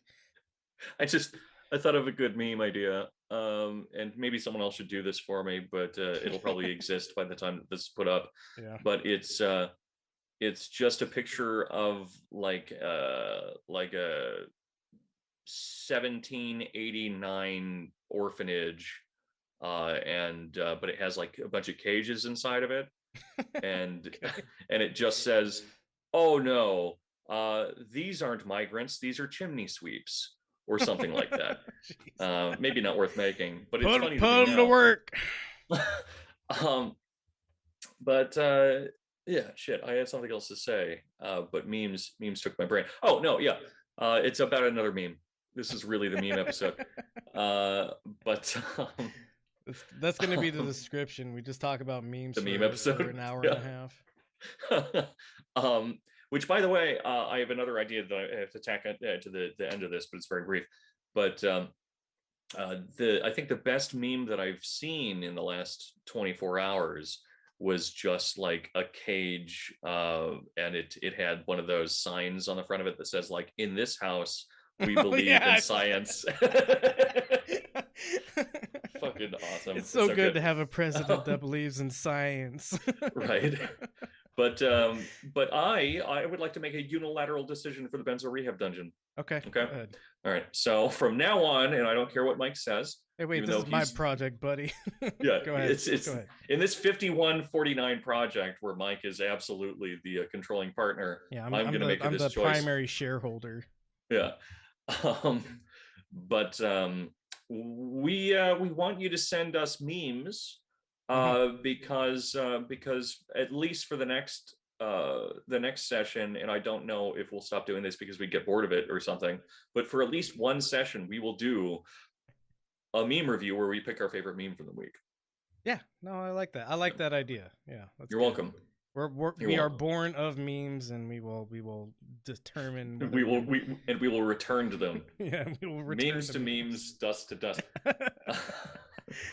So back to the depressing shit about Obama. Oh yeah, back to kids in cages and shit. Yeah.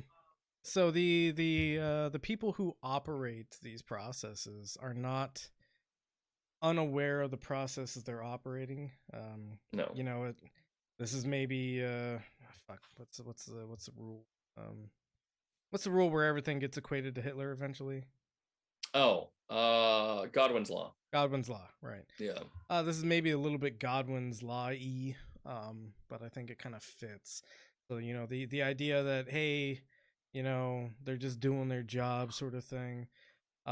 So in his new book, A Promised Land, Obama reflected on the task of ordering such killings, stating that he took no joy in doing so. And this is literally I'm just doing my job sort of argument, right? And so, I do want to point out the whole like the Godwin's law thing and how everyone you're not allowed to bring up Nazi Germany anymore, essentially because of the fact that someone will be like, yeah, well, fuck, people always bring up Hitler eventually. Acting like these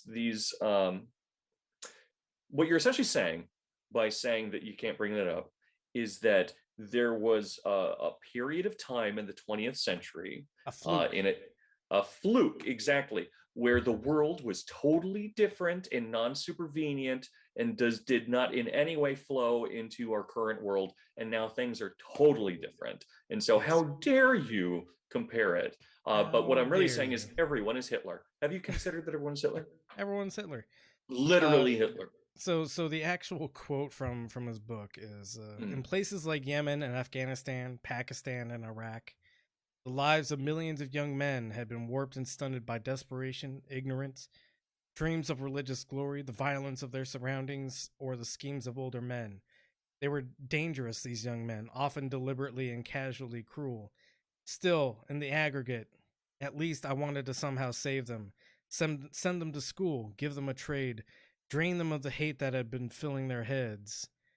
And yet, the world that they were a part of and the machinery I commanded more often had me killing them instead, the former president had.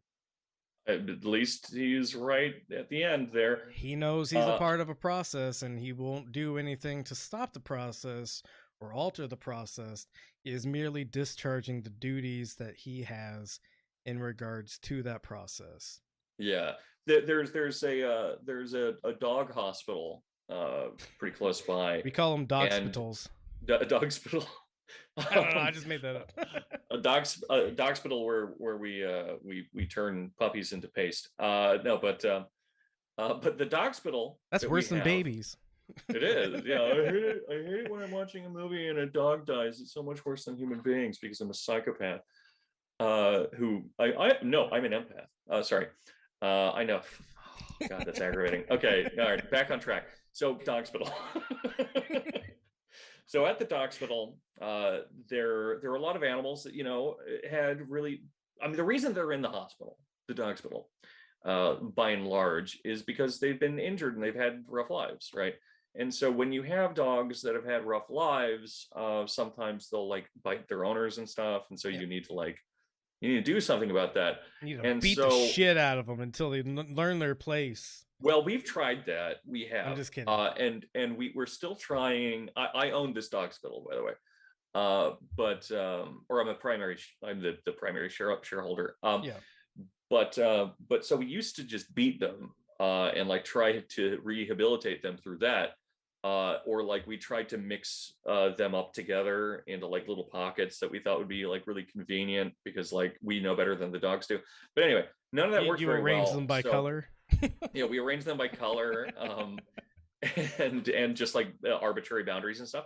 And but so what we started to try, and this is experimental, but trust me, I think it's going to work, is just between 90 to 100 times a day, we just throw like a stick of dynamite into the hospital at random. And you know what? I would love to put these dogs in a little doggy school. Yeah, I really would, and that's my goal in the end, is to put them in doggy school. Yeah, doggy school. Duel. Etiquette training or whatever. What the fuck do rich people send their dogs to? I want them to be doctors. I want them to be doctors and lawyers and stuff. And I want doctors. Doctors. But in my path towards giving these dogs better lives, I need to make sure that most of them don't have legs anymore. Yeah, right. Yeah, they're easier to make into baby paste that way, honestly. I feel like, first off, this dog hospital that you bring up might not exist. What? Okay, just on its face, I don't believe a lot of this story. Yeah. Secondly, I'm failing to Secondly, I'm failing to understand how the random dynamite campaign helps out with the overall goal of the dog hospital. No, well, let me explain again. I would love to make them into little doggy doctors and lawyers and stuff, little dog judges like they have on that fucking that Last Week Tonight show. Yeah. I would love for that to happen, and I do want that to happen. But some of them, I'm afraid, will eventually build tunnels and hop onto airplanes and stuff and escape from the dog hospital and hurt me and my friends. So I need to throw in the dynamite. Did you just call everyone in the Middle East a dog? I'm getting woke on you now. Yeah. That's the problem. It's that I'm referring to these actual human beings that I have in a hospital as dogs, not the fact that I'm throwing dynamite in. That goes back to the meme that I was talking about before. Again, the memes. I didn't stop the show for this meme. I just wrote it down. But the thing that I wrote down was H.R. Geiger was not very woke for gendering the aliens. That is extremely funny. Out of all the things that H.R. Geiger did wrong, gendering the aliens was really the problem. And you need to, as part of that, have like the background be one of his most grotesque paintings. Yeah, of course. Just dicks and assholes. Yeah, and like really implied non-consensual sex between aliens and right, and machines and more aliens and demons. Yeah. I will say though that the meme that I made, which is beautiful, has 69 likes right now, so it was worth it. It was worth waiting. Nice. Nice. All right. I hope that came out as creepy as I wanted it to over the microphone. It felt creepy for me, and I was part of it. So. Yeah, I wanted it to feel like the listener was like having somebody like, you know, when you're like sitting down somewhere and somebody like comes behind you and like whispers into your ear and like how uncomfortable that makes you feel. That's what I wanted to convey there. Nice. All right, so I've got two more things that we should look at real quick before we get into what I think is just going to be shitty Loveline. Yeah, pretty much. And this is actually going to be one of our longer episodes, and I'm glad that I upgraded the internet so this upload process won't be quite as hard as it has been on me. Right. A really quick clarification though before we do this. Shitty Loveline is just Loveline. Yeah, because so we're Loveline doing was shitty Loveline. Yes. Right. Yeah. Dr. Drew and his weed addiction or whatever the fuck is like making his brain work the way it does. That dude sucks, man. Yeah, it sucks so hard. Yeah. So, you know, again, with the process working or not working, Biden is backtracking on the student debt loan stuff. Which is near and dear to my heart. I think that I should be more responsible. I should. Yeah. You shouldn't have learned be more things, thankful. Jack. Yeah. Right? Am I right? So yeah, Biden had promised at least $10,000 of student debt loan relief. That was his actual at campaign. least, and then there were the higher numbers that were mentioned. And you know what the Democratic, you know, even absolute fucking assholes like Chuck Schumer were saying, you know, $50,000 would be good, and it's completely within the jurisdiction of the president to do this because the president runs the federal branch of education, and all student loans go through the Fed. So this can happen. Biden keeps saying, "Oh, I don't know if I can do 50 grand. I'll have to talk to the people that run the programs about that, brother." But you know, he can do it. No matter what he says, he can, and that's what this article says at the top, I think. Yeah. So Astra Taylor, who does a lot of really good journalistic work on this kind of thing, Biden is already backtracking on his promises to provide student debt relief. Let's be clear, whatever he may say, Biden absolutely has the power to unilaterally cancel all federal student debt. So $50,000 isn't even like the cap that he has here. He could essentially forgive every single amount of student loan debt that exists. Yep. Not that would come back into the economy or to the federal government by way of taxes or anything. Right, yeah, because you would enable people to maybe spend more, buy more avocado toast, little more buckets houses, theory. depending on what Little they buckets theory is what we're gonna call that. Whole buckets. Yeah. But yeah, that was part of his campaign pledge, and now he's backtracking on it. I highlighted this text, but I don't remember why I highlighted this text, so we're just gonna. But basically, he's not even.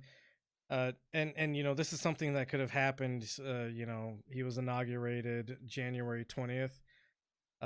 This could have happened January 21st. It's just literally, you could put it on a post-it note like, student loan debt doesn't exist anymore, and then he could sign his name on it, and that would be the fucking end of it. Right.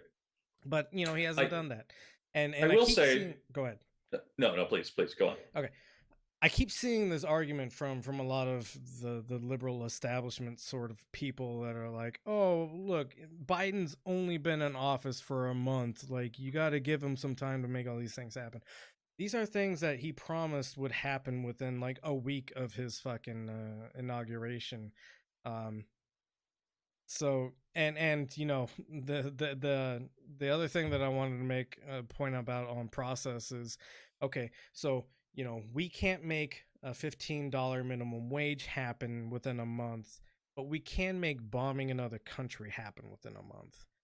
Right. So this argument that, you know, oh, he's only had a month of time to make all these things happen. Well, this is something that would literally take like 10 seconds for him to say, hey, you go write up a thing that says student loan debt is forgiven up to $50,000, and then somebody would run away, type it up, and then come back with a paper for him to sign, and he would just sign it. That's all it would take. That's not something that requires a month or more of time to do. I'm trying to look up how much a drone strike costs. Okay, yeah. So each missile it fires costs $70,000. Oh, man, I was actually going to ask you to stop for a second so I could guess, and I was going to say $65,000. How much does a Predator drone cost?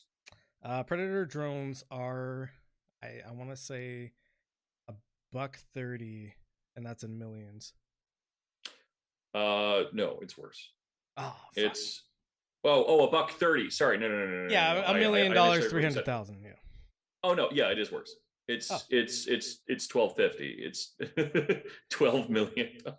Okay, well, fuck, inflation, you know. Yeah, right. So what that means is so for one drone strike, ultimately that ends up costing what? So 12 plus 700,000. So that's $13 million. $13,200,000. Discretionary spending, really. Granted, you only have to buy that drone a bunch of times, but fewer times than the missiles, because you could shoot many missiles with a drone. It is, but this is an aside, but one of the things I'd like to talk to Brad Danzens about is the F-35 project. Now that the Air Force has officially come out saying that it was a waste. Right. And well, how many missiles are on a drone? I want to say there's probably like six. Okay, let's say 6. That seems right to me, and you're the military guy. So let's add a few more of those. I mean, the loadout of a drone just kind of depends on like the coefficient between how long it has to travel and what the payload is and everything. So right. It's not going to be standardized in that way. Okay, so we'll just say 5 then. So for one drone to go out and then launch 5 missiles, that's $16 million. Okay, 16 million. That's not too bad. And so how many people are there in the US? That sounds like an hour of the war on terror in Afghanistan. Right. So there are 330 million people in the US. So divide that by 16 million. So every time that a drone goes out and launches 5 of its 6 missiles, that takes $21 from each of us, which happens how often? Like an hour. Like, yeah, it does sound like an hour, right? Yeah. So I mean, we're all paying them $20 an hour. But like that's, I'm not going to do the rest of the math because it is just indomitable in my head right now, but like think about how much money is being spent on that stuff and how hard it is apparently to give each person $2,000 right now. Yeah, and you know, just once. I was talking to somebody about the F-35 program, and you know, the shitty thing that I said that was obviously a joke was, look, you freaky leftists want things like medical care for everybody, but how could we possibly afford that while we're wasting trillions of dollars on weapons platforms that end up not fulfilling the role they need to fulfill? Right. It's, oh god. So I'm gonna end the process talk. This is kind of like a beginner or introductory sort of thing, because I'm right. I myself am really starting to look into, I guess it's process ontology. Would that be the correct term? No. Well, no, not quite. Process ontology is what I focus on, which then bleeds into this kind of stuff. So this would just be, I don't know,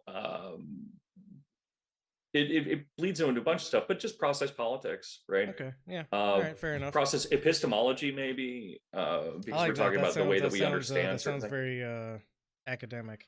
I'll find a fancy term for it. I'll let you know. I mean, cool. All I know is that both the things that we're doing, they're both process metaphysics. So okay, there we go. This is an introductory from a person who's being introduced to the thing, process metaphysics. Right. Oh yeah. So before we get into shitty Loveline and the couple of questions that I got, I've got a very funny clip. I try to find this from a different source, but we'll have to watch the Majority Report for a second. I was hoping Dave Rubin clips. What? Okay, Dave Rubin clips. Right. Yeah, I was hoping Dave Rubin clips Twitter would have this, but they didn't. So this is where I found this. Look at those eyes. Yeah, no, it's a good still. You may have known that Mr. Potato Head is now gender neutral. It's now being sold as Potato Head. And you know what? You can't do that because he's always had a dick just hanging off of his body, and you can't just change that. You just can't change that. So we're going to watch in real time Dave Rubin, noted intellectual, work through these very big ideas about what gender is, and then realize as he's talking that the potato never had a gender, and just he's always just been a spud bud. If you don't watch this podcast on video, I recommend that you just for like a couple of moments watch this particular portion, and this will be about at the hour and 51-minute mark, I think, is when this hour 50 based on the recording. So just watch this, because you're gonna see the expression on his face as he realizes what he's fucking saying, and then he just immediately has to pivot to anyways, this is dumb. Right. You have something you want to add before we start? Oh, I just had it pop into my head because I don't know how they're going to rebrand and stuff, but I just love the idea of them changing from Mr. Potato Head to just like, it's just a box and it's just like plain paper, and it just says potato. Yeah, well, and you know, before we start this clip, it's worthy of note that Mr. Potato Head originally was just a box of parts, and you needed an actual physical potato to play with the toy, essentially. Right. Of course it was. Yeah, that makes sense. So here we go. This is Dave Rubin realizing how neutral gender is. Just insanity. It ain't gonna stop. It's just coming at every level. The other one that I saw this morning is that Hasbro has announced that Mr. Potato Head won't be called Mr. Potato Head anymore. He'll just be Potato Head, because obviously that was offensive to somebody, or he wasn't really a man, or he is a man, or being a man. You could take the mustache off, then he's Mrs. Potato Head. I mean, did you watch Toy Story? There was Mr. Potato Head and Mrs. Potato Head, and you can switch all their... We live literally in the dumbest time. That's awesome. That's very good. That's in real time. He realizes that. Look, what is a human body? It's just a chunk of meat and paste. And you can, once the dynamite happens, you can move around all the body parts. What's a man? What's a woman? You know, it's just meat and paste. It doesn't. Why are we? He has got to be the dumbest fucking person on planet Earth. It is very cool, actually. Like, I'm proud of him a little bit. To realize in real time that he's making an argument about how ridiculous it is that Mr. Potato Head is losing his gender identity, and like, hey, yeah, it never really mattered. Oh wait, right. Fuck. Anyways, this is dumb. How much do you think this guy makes? I mean, don't even answer that, because he lives in a several $million house. He makes quite a lot of money, and this is a crime against humanity that Dave Rubin is allowed to make that much money. But I mean, so when we do a deep dive episode or something, and I'm doing something that I feel like is important, because it's not important otherwise. I don't know, but when we do like a deep dive episode, I write down notes. Yeah, because I want the things that I say to be right, and then otherwise I try to at least, like, I'm looking up shit on my phone the whole time and things like that, because I would like to not straight up lie. But this guy makes so much money. We're doing this for free. We're doing it at a cost, actually, ultimately. Yeah. Which I'm certainly not complaining about. But No, I'm fine doing it at a cost as long as I do it at a cost and right. whatever. But this man makes so much money and he can't even like think out what he's going to say beforehand. No, that's or he does think it through and he's just that. This is one of the principal philosophies behind the project that is the Benzo Rehab dungeon, I guess. I'll say is that one of the and I've talked about this before here and there, I think, but the idea that I always had was I got involved in government and I've been working in government for a while, and I've seen that a lot of people in government are just absolutely fucking stupid and they don't know what they're doing. And when it comes down to like ethical like decisions of what they are or are not doing, they don't know what to do because they don't have that kind of framework in their mind that like brings them above just the simple process of things, which I'm now, I had early inklings of this, and now I'm starting to really realize that this is like an issue with process in general. And these people that are in charge of things don't know. They know how to run a machine, but they don't know what the effects of the machine are. And they're very inept at doing anything good because they don't know how to make something good happen. They know how to run a machine. Yeah. And this so machine turns babies into paste. And you know what? If you vote for me, we'll speed up that process. We'll make oil the babies in the paste the quickest thing that's ever happened. It's gonna be awesome. We'll shoot the children in Afghanistan and make it as less painful as possible. Sort of stuff. We'll make bigger bombs for the dogs, so we kill them instead of just taking out their legs. We'll make sure that the entire city gets wiped out, so nobody has any bad feelings afterward. Walter Benjamin has entered the chat. Hell yeah, nice. So yeah, that was the last thing I wanted to get into. Let's ruin some lives. So we both got questions. Independently. And before we move into this, please, I just made a email account. It's going to be benzorehabquestions@gmail.com. That's fine. For some reason, whenever I reposted your Ask Us Questions things, I didn't get the answers or the responses. Weird. The only reason I know that is because our friend Megan reached out to me and she's like, "Hey, have you recorded the last episode?" And I was I need you to fix my relationship. No, she was interested in seeing how we responded to the questions. I said, "No, I haven't yet," and I was like, "I didn't think I saw any questions from you." And she had sent me a bunch of questions, but it didn't show up on my Instagram when I looked at the interactions. So what I'm going to do from now on is, and we can make this a weekly thing where we just answer people's questions that they send to the email. I'll check it before every episode. Yeah, it works for me.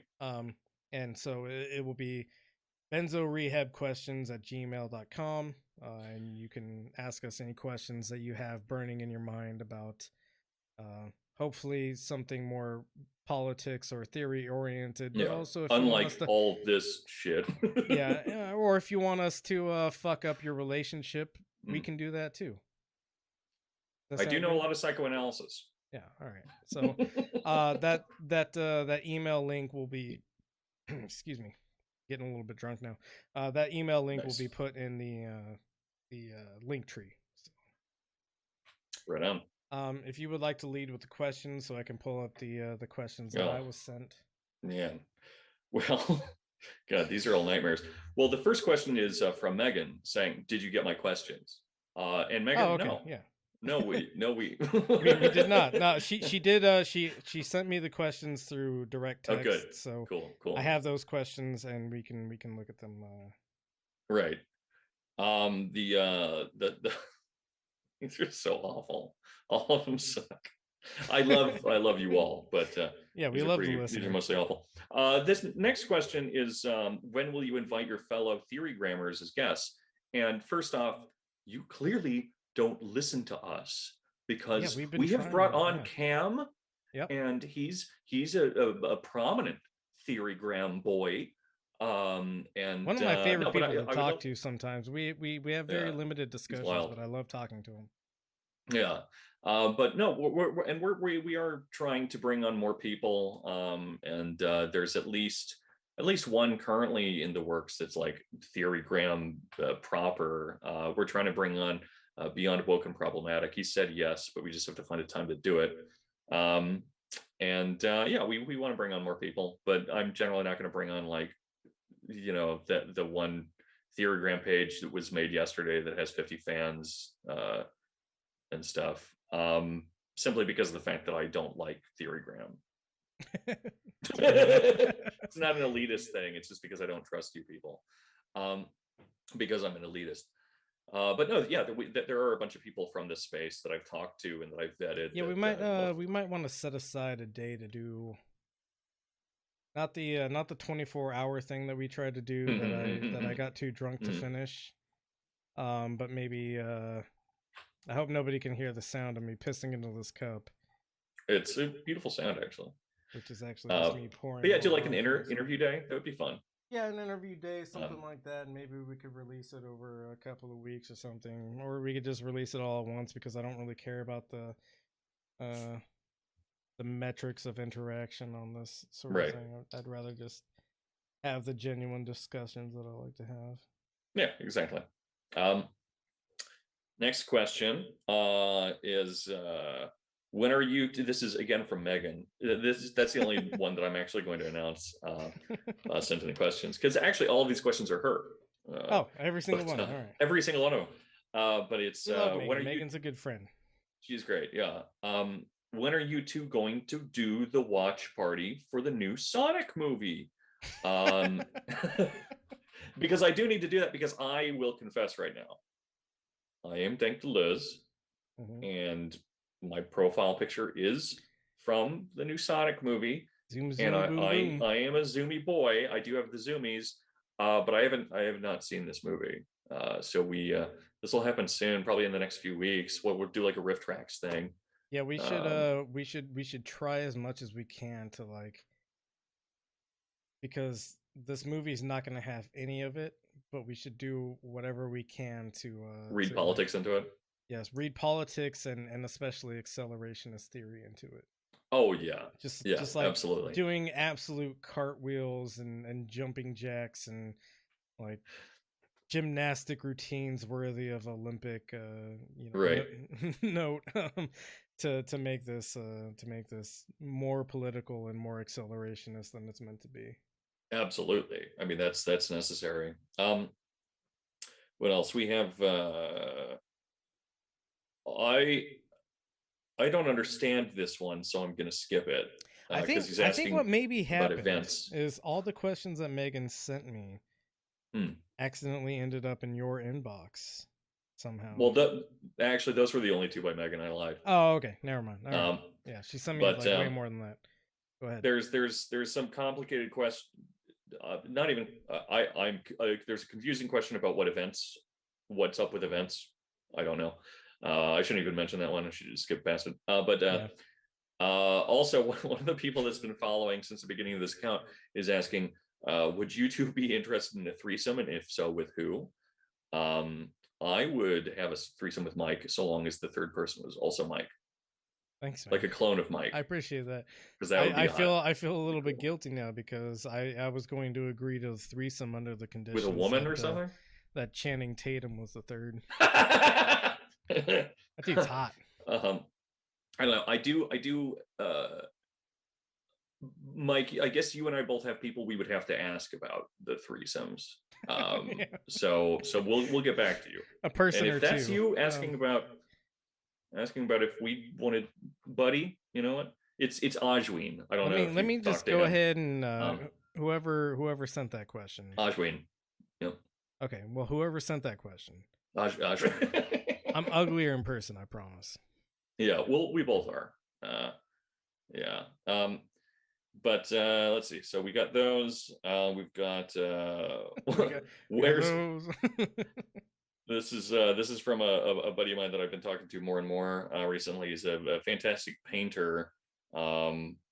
It's Kiara Shalimi, I think is the person's name. Kiara Shalimi Personal is the account, but they're asking, "Where's my fecking thing in themselves?" And buddy, I wish I could tell you, because that's a Kant joke. That's he's asking about how where's that noumenal reality at, friend? Yeah. And you know what, bud?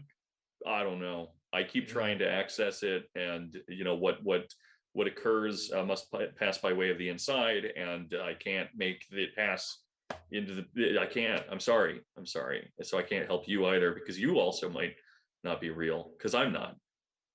So this is one of the dissociative things that I struggle with every now and then is whether or not anything I'm experiencing is real.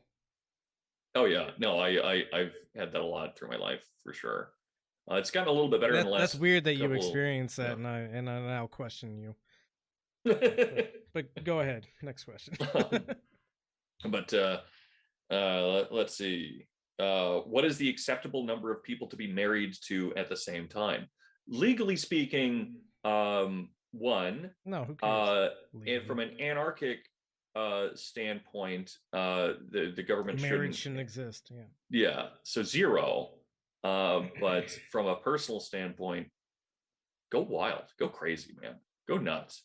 Yeah, I mean, I've always admired people who are like very actually polyam for just having the energy to deal with. And this isn't like a wife bed. That you respect past me? Is it what you're saying? You respected me? Well, that's sweet. I would never admit to that.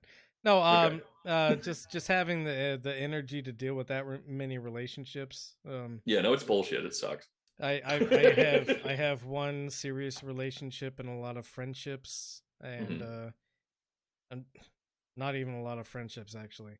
I have a very, very select friend group that I actually with one really big listener. Yes, and one really big listener, and people reach out to me a lot on the Benzo Rehab Dungeon Instagram, and I try to respond to them, but sometimes it's just too much for me. Right. I'm not a social person, so I if you have the That's energy true. For 90 wives, 90 husbands, good on you. Yeah. It has to be equitable though. So if you have 90 wives, each of those wives has to have 89 additional husbands.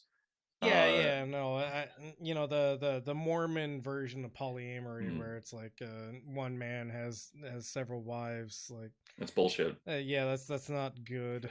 No, and that's greedy. Yeah, and any kind of religious based, especially when it's an Abrahamic religion. Yeah, those forms of polyamory are not good or equitable. Yeah, sure would be weird if placing one patriarch as the focus of your religious belief would rub off onto how you build relationships with other people or something. Which by the way, listen to the religious deconstruction episodes I'm doing with Jacob. Guys, gotta do it. You guys gotta do it. They're good. They are good. Thanks. Man. Hell yeah. Let's see. This is from document1 .doc. That's our friend Sal. Yeah. Or he has 12 names. But it's Dear Dankus and Lover Mike, because they're onto us. There's a lot of questions that are phrased like this. How do I get more girls to swipe right? You don't, man. Yeah. No, I don't know. You want him to have 90 wives, and for them to have 89 additional husbands. You don't want any swiping to occur? When I was in the military, I had a long engagement with dating apps. They sucked. Yeah, they're all horrible. There's 1 or 2 relationships that led to any kind of meaningful thing out of my entire existence in the online dating thing.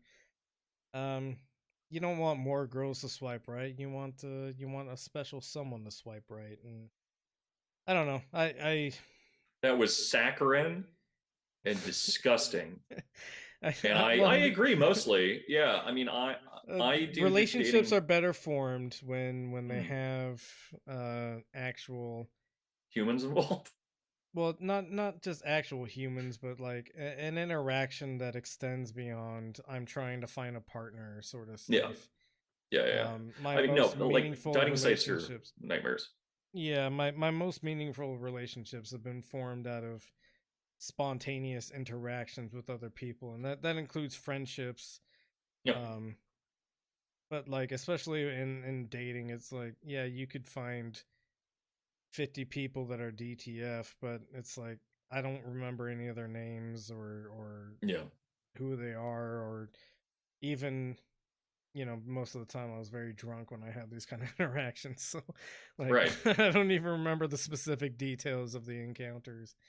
Yeah, I of the dates that I've gone on through dating sites, they've all been nightmares. And some have been entertaining nightmares and some haven't, and some have led to consummation, but even that was generally not great, because it's like, what did I sign up for? Out of these dating websites is like, hey, we listed off 5 things that we have a commonality in. Like, oh my God, you love Netflix and pizza too, right? Or even further than that, it's like, oh yeah, I'm very heavily involved in politics, or I really like politics, and it's like, if you match me up with a neoliberal, we're gonna have a really horrible time, even though we might share some degree of like commonality between, like, yes, trans people deserve to have rights, or gays should be allowed to marry. I'm going to take it a step further and be like, I don't care who's in charge of, you know, the bombing campaign in Iraq, whether it's a gay person or a straight person. I don't think the bombing thing in Iraq should exist. That was not the question that Sal asked. No, but we kept on. But no, I get it. But no, to answer the question a little bit in like a less cheaty way, I guess. Who cares about swiping right? Well, fuck off. Let me answer the question. Yeah, go ahead. Sorry. But I mean, first off, yes, I do agree with Mike ultimately, and it has been pretty miserable. But also, if you do insist on using dating apps to find someone, the only ones that I've had any kind of luck beyond just like, oh, I had sex and I talked to someone that I thought was boring and convinced myself they were interesting or something, have been Hinge is good because it actually forces you to start conversations before swiping or anything like that. And you guys have to like agree on that. So it's more conversational, or like OkCupid or something, because I met one of my best friends through there, actually. So not even from a romantic thing, but those kind of things that are not just predicated on swiping are definitely substantially better, especially for someone like this guy who I know, and so I know probably is looking for something better and deserves something better. Dating apps suck. Yeah. If I could be a woman and date Sal, I would do it. Yeah. Well, I'm not a woman. You could. You okay? I don't share that identity. Let's see. There's a couple more. Do you want to share a couple? Because I know that you have some, right? Yeah, I mean, all my questions come from Megan. There was actually one that I did get from Sal as well. Let me see if I can find that. Maybe they don't want us to be throwing them under the bus with relationship questions. No, I don't care. And announcing who they should have known. And that's going to be part of the link to the email for questions from now on. Is going to be, how do you want us to identify you, and what. So the question that I got from Sal was, how does Rocco's basilisk differ from the Fermi paradox or Satan or Descartes' demon BF? And they're all entirely different, kind of, but I would say, I guess we can just explain them all. Yeah. I would say that they all come from the same kind of thought, and they're just expansions on each other.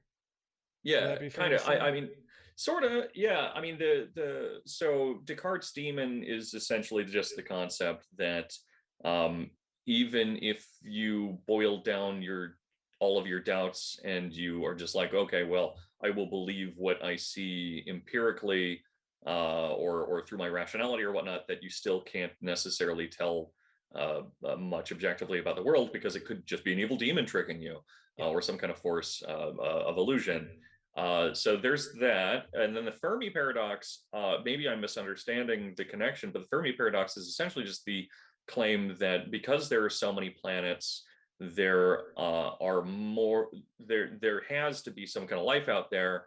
And so why is there no life that we've come into contact with if there's such great space and stuff? And there are a bunch of answers to it, the most popular of which I think is that eventually life kills itself before it becomes the Fermi like spaceborne. paradox needs to be mentioned in the same space as the great filter, which is the idea that at some point all civilizations reach a manifestation where they either completely annihilate themselves and maybe, or so chill and in a simulation or something that they or maybe there's a slim chance that they breach that barrier, that filter, and become, you know, an established eternal society on the other side, sort of thing.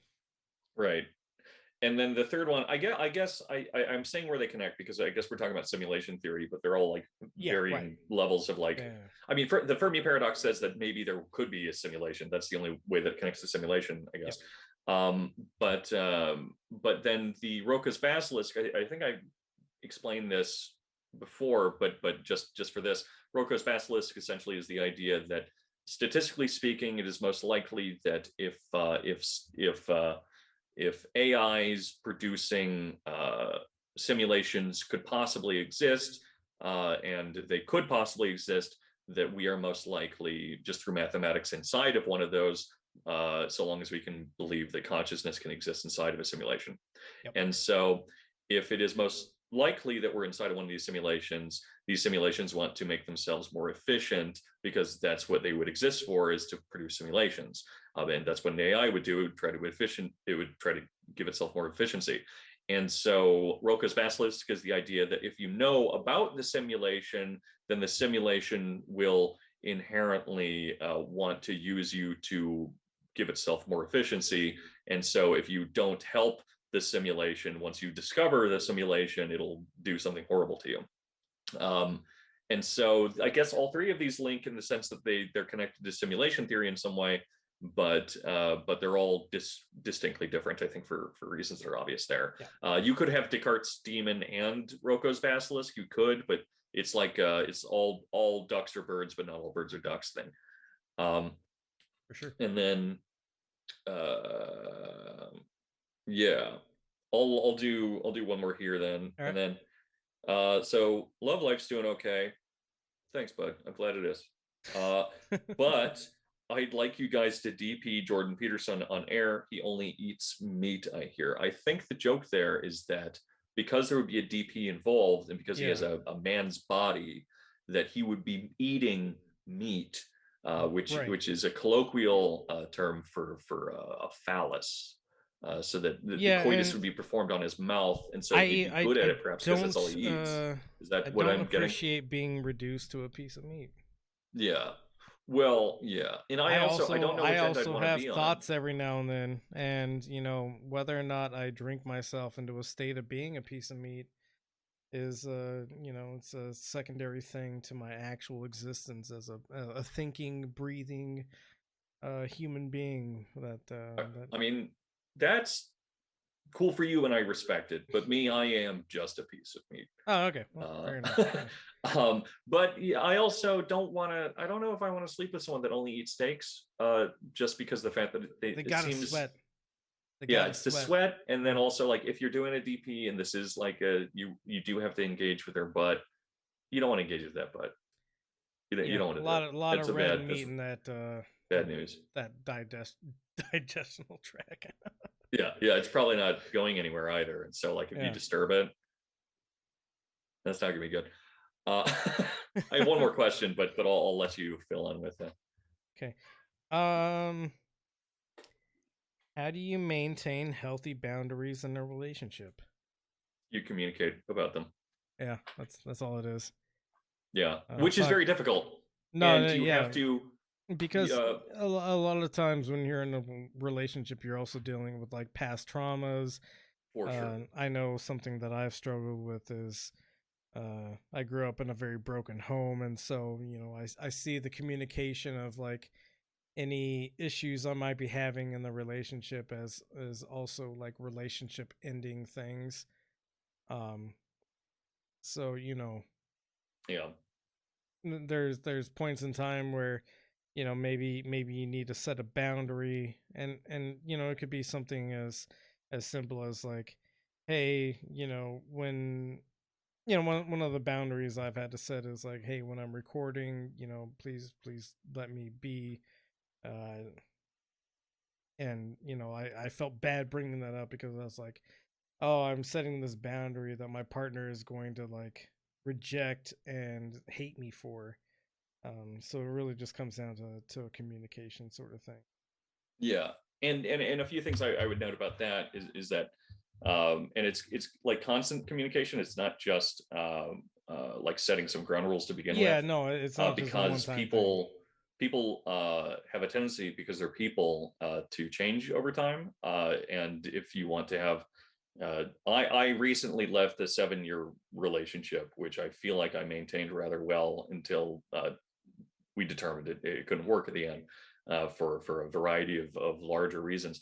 But one of the big important parts of that was simply just the knowledge that people do change over time, their wants, their needs change over time, and you necessarily need to communicate about those as they occur. And the more that you ignore that you yourself are changing, or that they themselves are changing, the more that becomes kind of a fermenting problem later.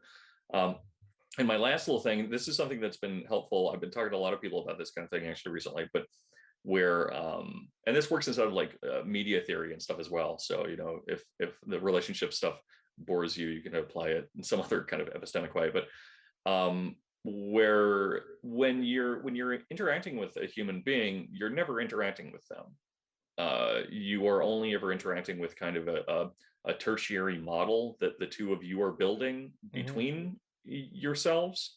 And so there's a relationship itself is kind of an individual that you need to view as being that, and understand that any kind of problems that you have, I mean, if they're abusing you, then get the fuck out of there. But it's you're never interacting with them. You're interacting with the model, and the model is part you and it's part them, and it's both your projections and it's both of your kind of inventions about this kind of relationship, and real inventions, but inventions. It's something that comes from somewhere. And so you need to understand that you can't necessarily blame or produce kind of static expectations and stuff.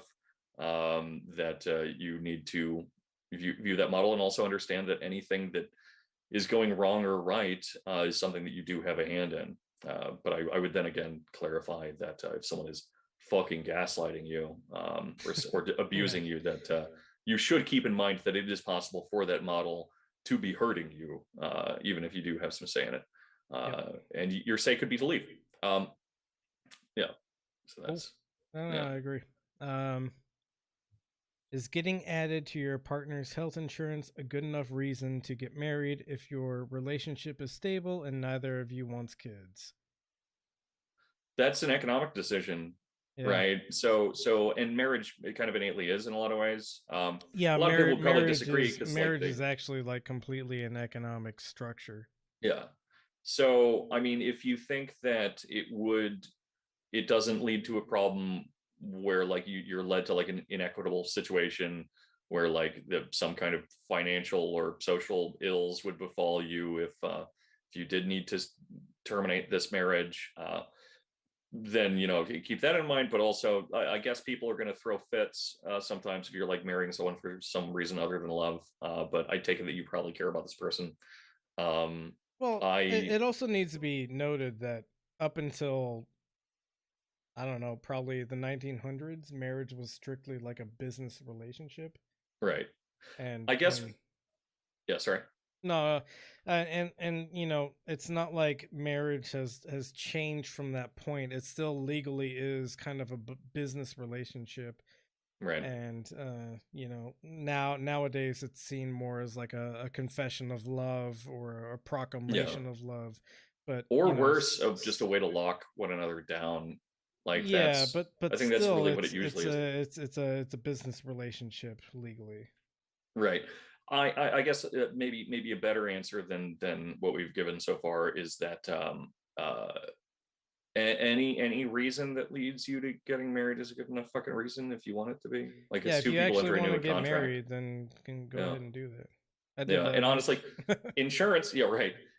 Getting on someone's insurance seems like a better reason than just like, I will make this legally binding contract so they never leave me. Like, yeah, for sure. Do it for a tax rebate. I don't give a fuck. How do you respectfully ask for space from your partner, especially if you're feeling irritable, frustrated? You express why you need the space. Yeah. And then establish that you need it. Like, just say, I'm feeling irritable. But I mean, you have to build a rapport and like a way to communicate these things with people. So, I mean, you have to know how to express it. But if you're in a relationship with someone that you can't tell them, like, I am feeling irritable, I need to be left alone, then it's probably not a great probably thing. A deeper problem there. I agree. But also the clarification that that with that kind of thing, because I have a lot of, my own shit going on. So I do have to have conversations with people a lot about things like that. But like needing space or whatnot. And really, the most important thing to keep in mind that I guess would just be when you're communicating with someone, like if you are feeling irritable because they're not leaving you alone, understand again that it's not, that's just because of them, and you shouldn't communicate it that way. That you should say, I am feeling irritable, so I need some time alone, not you're bugging the fuck out of me, please stop. You gotta make feeling statements sometimes. I feel I statements and feeling statements. Yes, Yeah. I statements and feeling statements. What's the not to like martialize it, but there's that great bit in Art of War where it's like, if you're in combat with someone, you don't want to surround them on all sides because they need to be given a way out, or also fight to the death. Right. Yeah. And so, like, if you want to have a talk with anyone about anything, especially if it's something tense, you need to say it as like, I feel, or it's as if. Well, that one's a little bitchy sounding, but like, communicate in a way that they can respond by saying, well, I feel, or that it's not necessarily the case. Then actual discussion can happen. Just don't throw ultimatums at people. Yeah. Do you think it's possible to be polyamorous and not be a shitty person about it? It's hard. It's very hard. I mean, I've done it on and off for a long, long time. And I no longer really think that it's a thing that I can do well, but it's not even necessarily because of me, that it's just fucking hard and it's not worth it sometimes, most of the time. Yeah, but, I mean, I go back and forth on the concept of polyamory, where, I mean, I don't know. I think all relationships have some measure of controlling another, kind of written into them.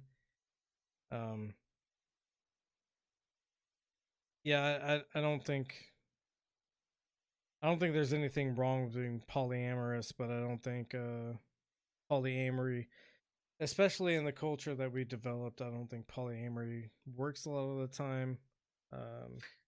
Yeah, I mean, I guess it goes back to the things that I've said previous during this thing, which is simply that if you have the ability and the people around you that you can have a one-on-one relationship that communicates well enough that it can function, which most people can't do that, then that's great. And if you are lucky enough to have the skills and the people around you to bring in more people, and for those people to bring in people, do it as much as you want. But the more people that are involved in this, the less likely it is for it to be viable.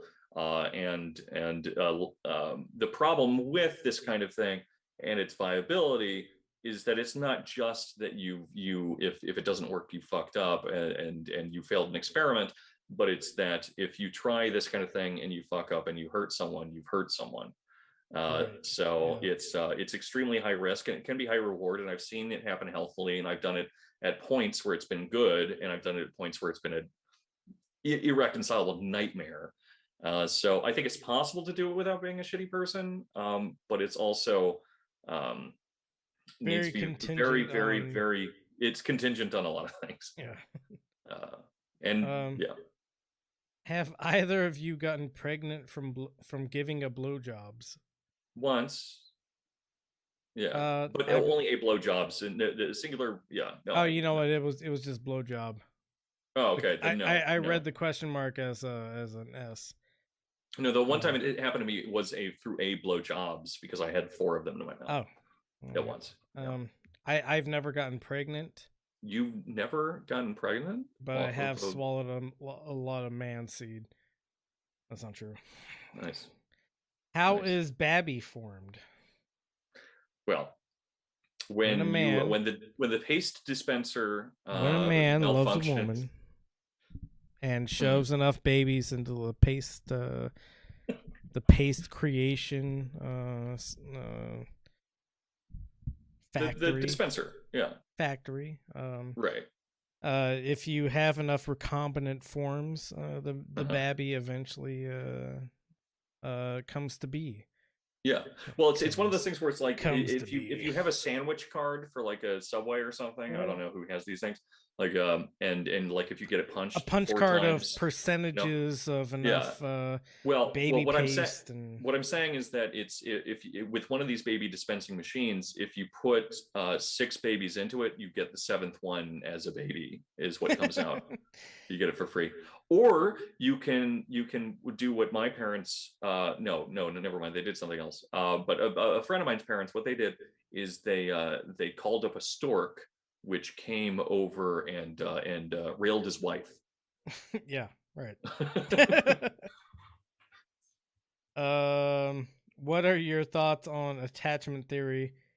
Would you care to share either of your attachment styles? I think it's a decent shorthand. I think it works out okay. And I'm mixed, but I'm mostly anxious, though I'm avoidant most of the time until I find someone that I like, and then I become anxious. Yeah. I think I would agree with that. Yeah. What is your love language? Yeah, Does it fall under the traditional 5, or is it something else? Yeah, what's yours? Do we need a list of the 5? Yeah, I don't know what the 5 is. I would say I don't really have a love language. Yeah, because you don't love is what it is. No, it's not that I don't love. One of the consistent frustrations of any partner I've ever had is that I have a very I always You're subtle. Yeah, not just that, but like I always have these thought processes and orientations, and I'm much more inclined to engage with somebody off of like purely bullshit reasons of like, oh hey, you've been thinking these thoughts, oh yeah, let's talk about these thoughts for a long time, and then I'll get to the point where I'm drunk enough to like do a copulation with them or something, you know, like. So Mike is wrong about what his love language is, because I know for a fact that it's acts of service. I know, and that's true. Yeah, it's probably true.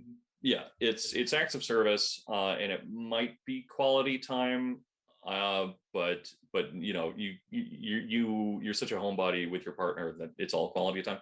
But yeah, so acts of service, like he'll fix your computer, he'll like do stuff around the house, or like do sweet good things for you. He'll cook you dinner or something. That's his love language. It's absolutely the case. It's fucking gay. Mine is probably words of affirmation and physical touch. I'm a very touchy person, but mostly words of affirmation. I mean, is that why you always rub my shoulders when you come over? Yeah, and then tell you how pretty you've been today. Thanks. That's a weird thing to say. You've been so pretty today. You've been so pretty today. Yeah, I said that it's words of affirmation, but we might regret some parts of this conversation we're having. Yeah, maybe.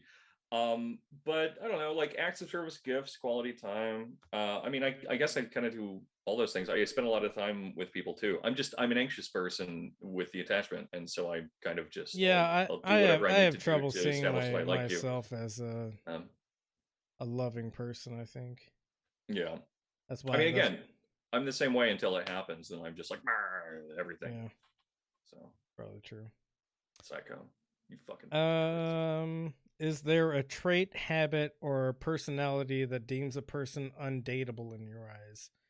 Yeah, if you're a fucking, I'm not going to drop any slurs, but the R word came to mind. No, Oh, undateable for everyone or just undateable for us? undateable for us, it seems to be.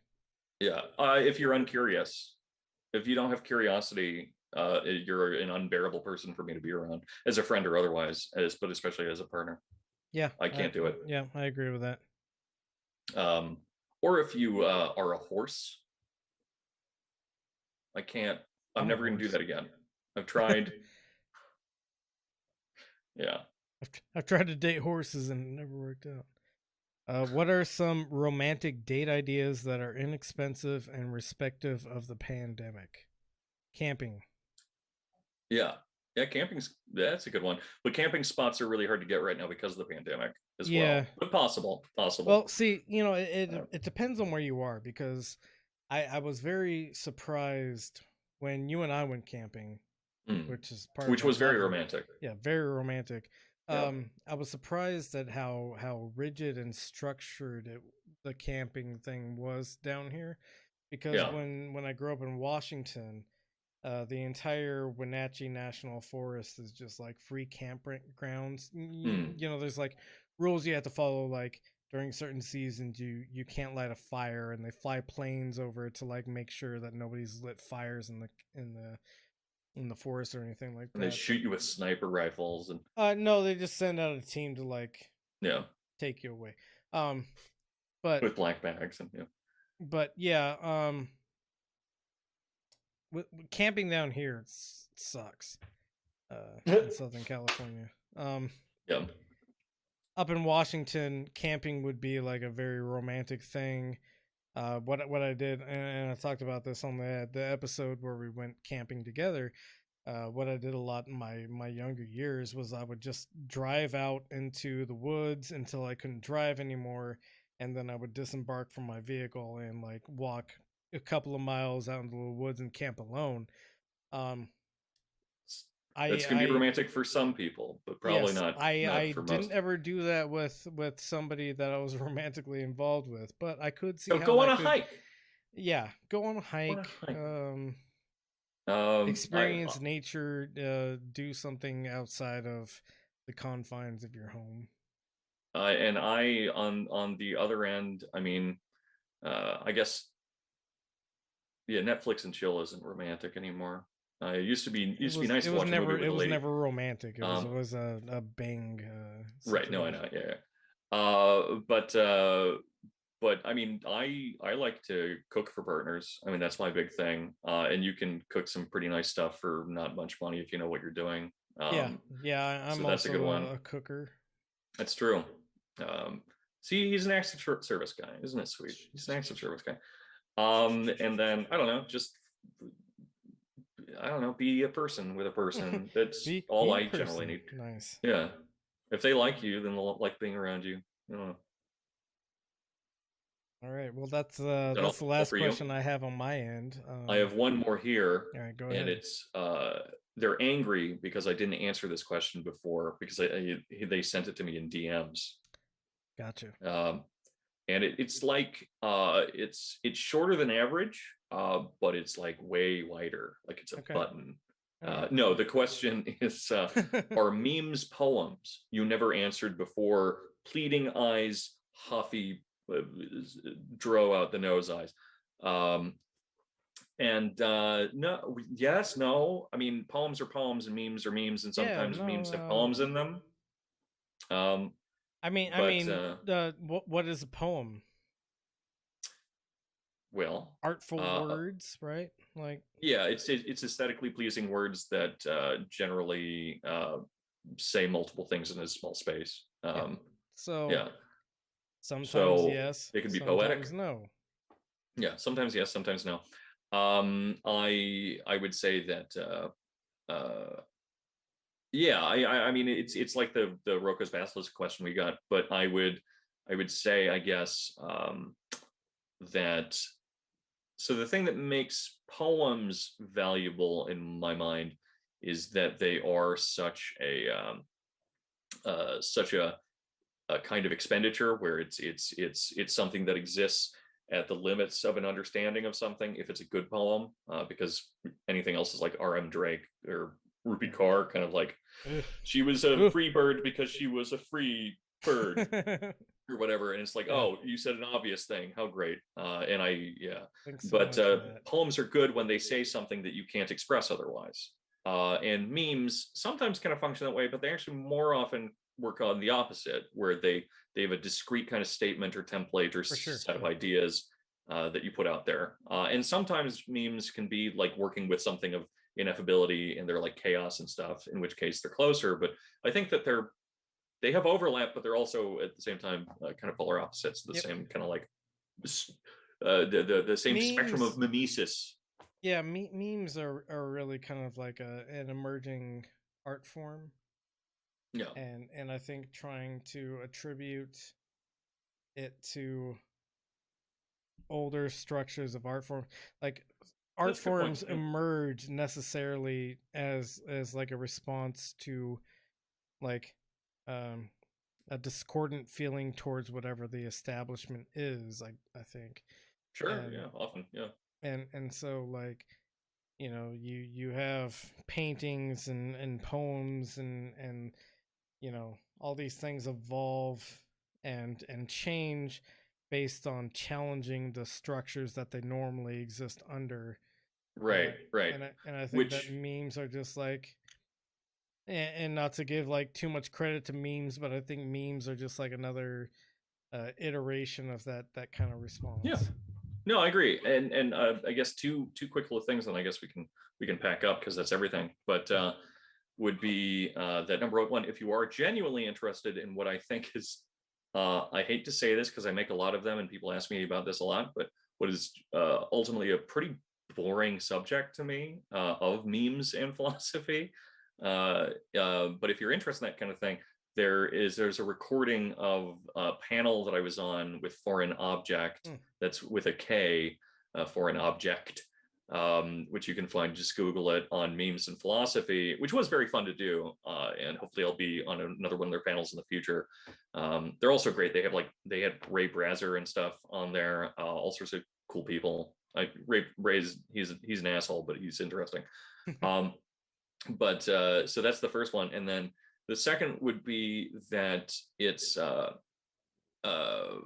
because of that challenging of previous structures, and because of the fact that, you know, memes are new, it's interesting, if not important, to understand or to consider that if Homer were to, well, you wouldn't see it because he was blind, but if he were to hear like modern day poetry and it was like written down on a piece of paper, like if he saw even like, I don't know, T.S. Eliot or something, it would be unrecognizable to him as poetry. Absolutely, but that T.S. Eliot can still look back at Homer and recognize that as poetry.